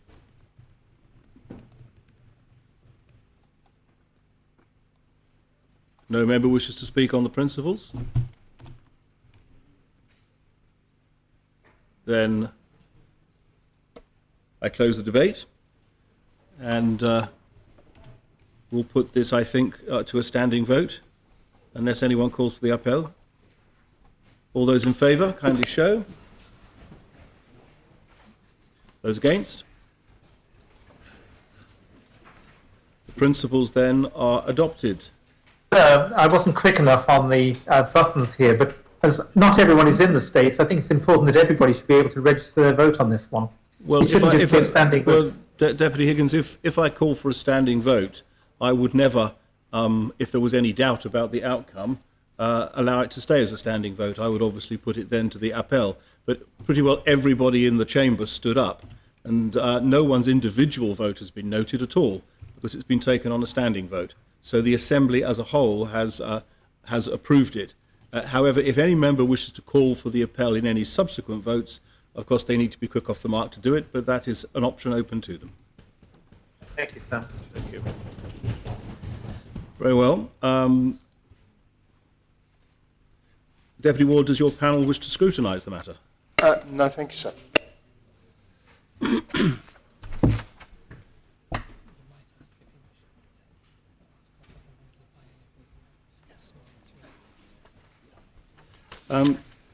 We now come on to second reading, Minister, with 15 minutes to go before the normal end of the debate. There are a number of amendments. Are you able to indicate whether or not you accept any of them, and would you be prepared to have those then read as amended when the time, or taken as amended when the time comes? Sir, I'm happy to accept the first amendment, but I am not accepting the second and the third amendment, and I'm happy for it as the time comes to be read out as such. Very well. Well, I mean, it won't be necessarily read independently, but you're accepting the first amendment, which is an amendment to Articles 6 and 14, and it changes effectively the ability of the Minister making certain steps by order to the States making them by regulation. Yes, sir. Very well. But you wish the other amendments to be put? Yes, please, sir. So let me think that through for a moment, if I may. So we need to do with 1 through to 1 to 5. Yeah. And we'll do 6. We'll do the amendment to 6. Mm-hmm. So we'll have to propose 6, do the amendment, deal with that, and then of course 7 to 15, and then the last one. But he's already accepting 6, so we can take it. Well, we'll just, if no one objects, we'll just say we'll read it as amended by that amendment, so we don't ignore that effectively. Right.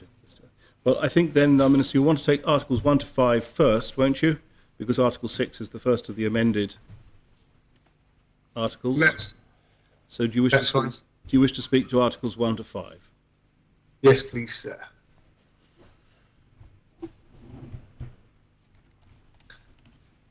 Sir, it's at the heart.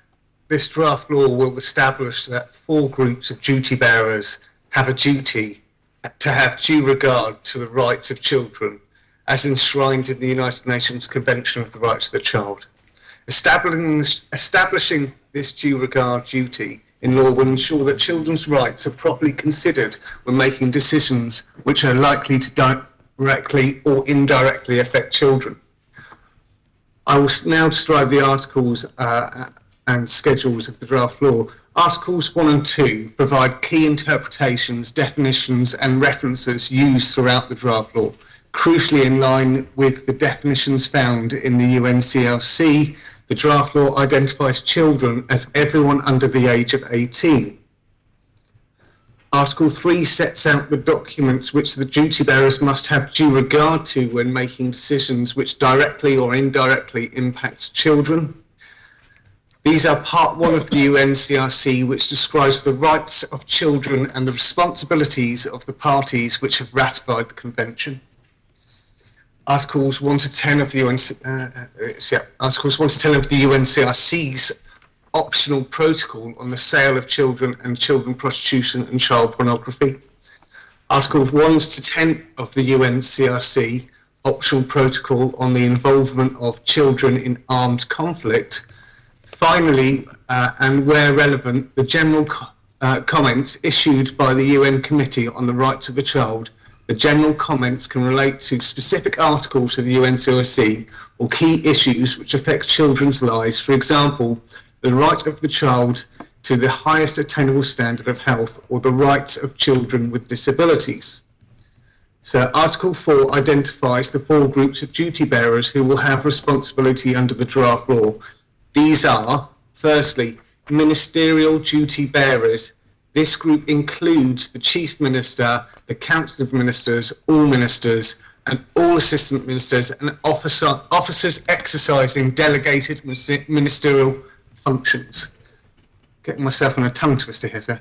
Secondly, elected member duty bearers. This group includes every elected member of the Assembly in their own right. Thirdly, Assembly body duty bearers. This group includes all the committees, panels and boards which are permitted to lodge propositions for debate under our standing orders. The final group of public authority duty bearers are those organisations from civil society which have agreed to be named in Schedule 1 of the draft law. So Article 5 sets out the definition of public authority used in the draft law. This determines the characteristics of entities which are eligible to be identified in Schedule 1 as public authority duty bearers following consultation by the Minister for Children and Education. Under Article 5, the Minister has order-making powers to amend the definition of public authority and amend Schedule 1 for the purpose of adding, removing or renaming a public authority. And that's the end of 1 to 5, sir. Very well. Are Articles 1 to 5 seconded? Does any member wish to speak on Articles 1 or through to 5? No member wishes to speak on any of those articles. Could I have the appel, please, sir? The appel is called for. Then I ask the greffier to open the voting. Close the debate and ask the greffier to open the voting.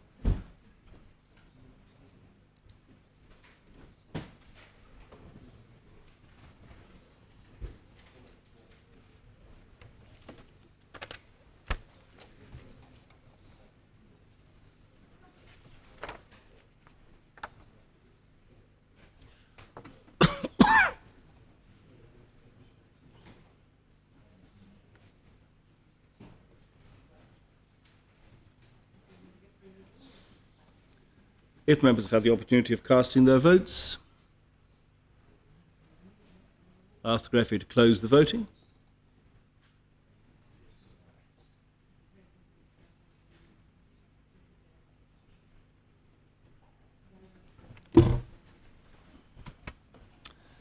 The Articles 1 to 5 have been adopted in second reading, 40 votes pour, no votes contre, no abstentions.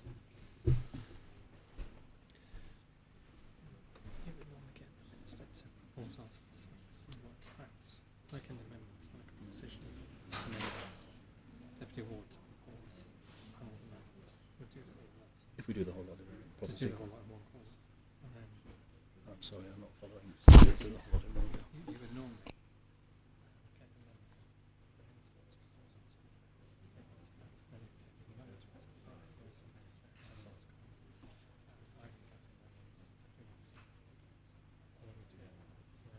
Oh, okay. Well, it's just the first amendment. It's two amendments. Yes. No, I think, well, but that one's being made as amended, so if it gets into agreement, we get everyone to not subject to the article as amended by Sorry for the slight delay, members. You wish presumably to propose Article 6, and you wish it to be proposed, I think, Minister, as accepted by as amended by the First Amendment, but not by the Second Amendment, which also contains amendments to Article 6. Is that correct? Unfortunately, it is correct, sir. Right. So, in which case, do members agree that the Article 6 can be taken as amended by the First Amendment? No one is disagreeing within the chamber, and no one is disagreeing within. Therefore, I ask the greffier, I ask Minister, will you propose that Article 6 as amended by the First Amendment? Then we'll come on to deal with the Second Amendment. Okay, sir.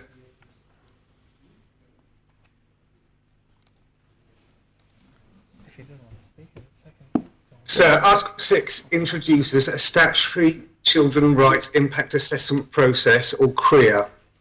Ministerial elected members and Assembly body duty members will be required to prepare and publish a CRIA for every proposition unless this is exempt under Schedule 2. As amended, the list of exempted decisions in Schedule 2 could be amended by regulations.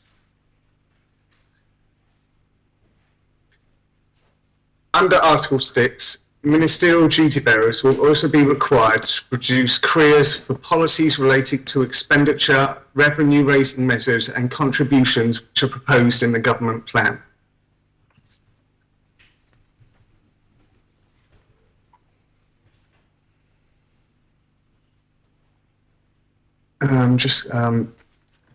If the amendment that's about to be proposed is not adopted, Article 6 will mean that careers will be made for propositions I think I've said it, sorry, so it gets very complicated the way this is, but not for amendments to propositions and not for amendments to amendments or subsequent amendment to amendment to amendments. With that, I propose Article 6. Is Article 6 seconded? Now, this is Article 6 has been seconded as amendment by the first amendment. There is a second amendment which deals with Article 6 and a number of other articles. And I ask the I think it's now for the greffier to read the second amendment. 1, page 21, Article 6. 1, in paragraph 2, after proposition, insert or an amendment to a proposition. 2, in paragraph 10, after the definition allowances and reliefs, insert amendment to a proposition includes an amendment to an amendment and any subsequent amendments to an amendment to a proposition. 2, page 22, Article 7, 1, paragraph 4, substitute 4. In the case of a decision fallen under Article 6.2 that relates to the formulation of an amendment to a proposition, an Article 6 duty bearer is not required to complete a full assessment, even if the preliminary assessment determines that the decision is likely to have a direct or indirect impact on children, but an Article 6 duty bearer may nevertheless complete a full assessment should that duty bearer wish to do so. 2, after substituted paragraph 4, insert 5. In the case of a decision fallen under Article 6.2 that relates to the formulation of a proposition, paragraph 6 applies where the preliminary assessment determines that the decision is likely to have a direct or indirect impact on children, and renumber the subsequent paragraphs and cross-references accordingly. 3, page 29, Schedule 2, delete subparagraph D and renumber the subsequent subparagraphs accordingly. Before you call on the chair to speak, I wonder whether I could ask whether he would like us to adjourn now or complete his opening speech. Well, it is at the time when it's a minute or two away from the time where by standing orders I'm required to ask whether the Assembly wishes to adjourn overnight or continue. I propose the adjournment then, sir. Is that, sorry? Well, just one moment. Is the amendment, so it's been read, it's not been proposed, so it will need to be both proposed and seconded, which hasn't yet been done. So if we adjourn now, that will be the next item of business, which is the proposing of the second amendment and it being seconded and then open for debate. So the adjournment is proposed. I'm looking around the chamber, it's seconded, I'm looking around, nobody seems to be arguing that we should not adjourn. So before we do, I just mention that the debate on the second amendment, which now comes up, it not only amends Article 6, but it also amends Article 7. So it's not simply a debate on the amendment to Article 6, it's on Article 7 as well, just so that members, when they're considering it overnight, will be aware of that. Very well, the Assembly stands adjourned until 9:30 tomorrow morning.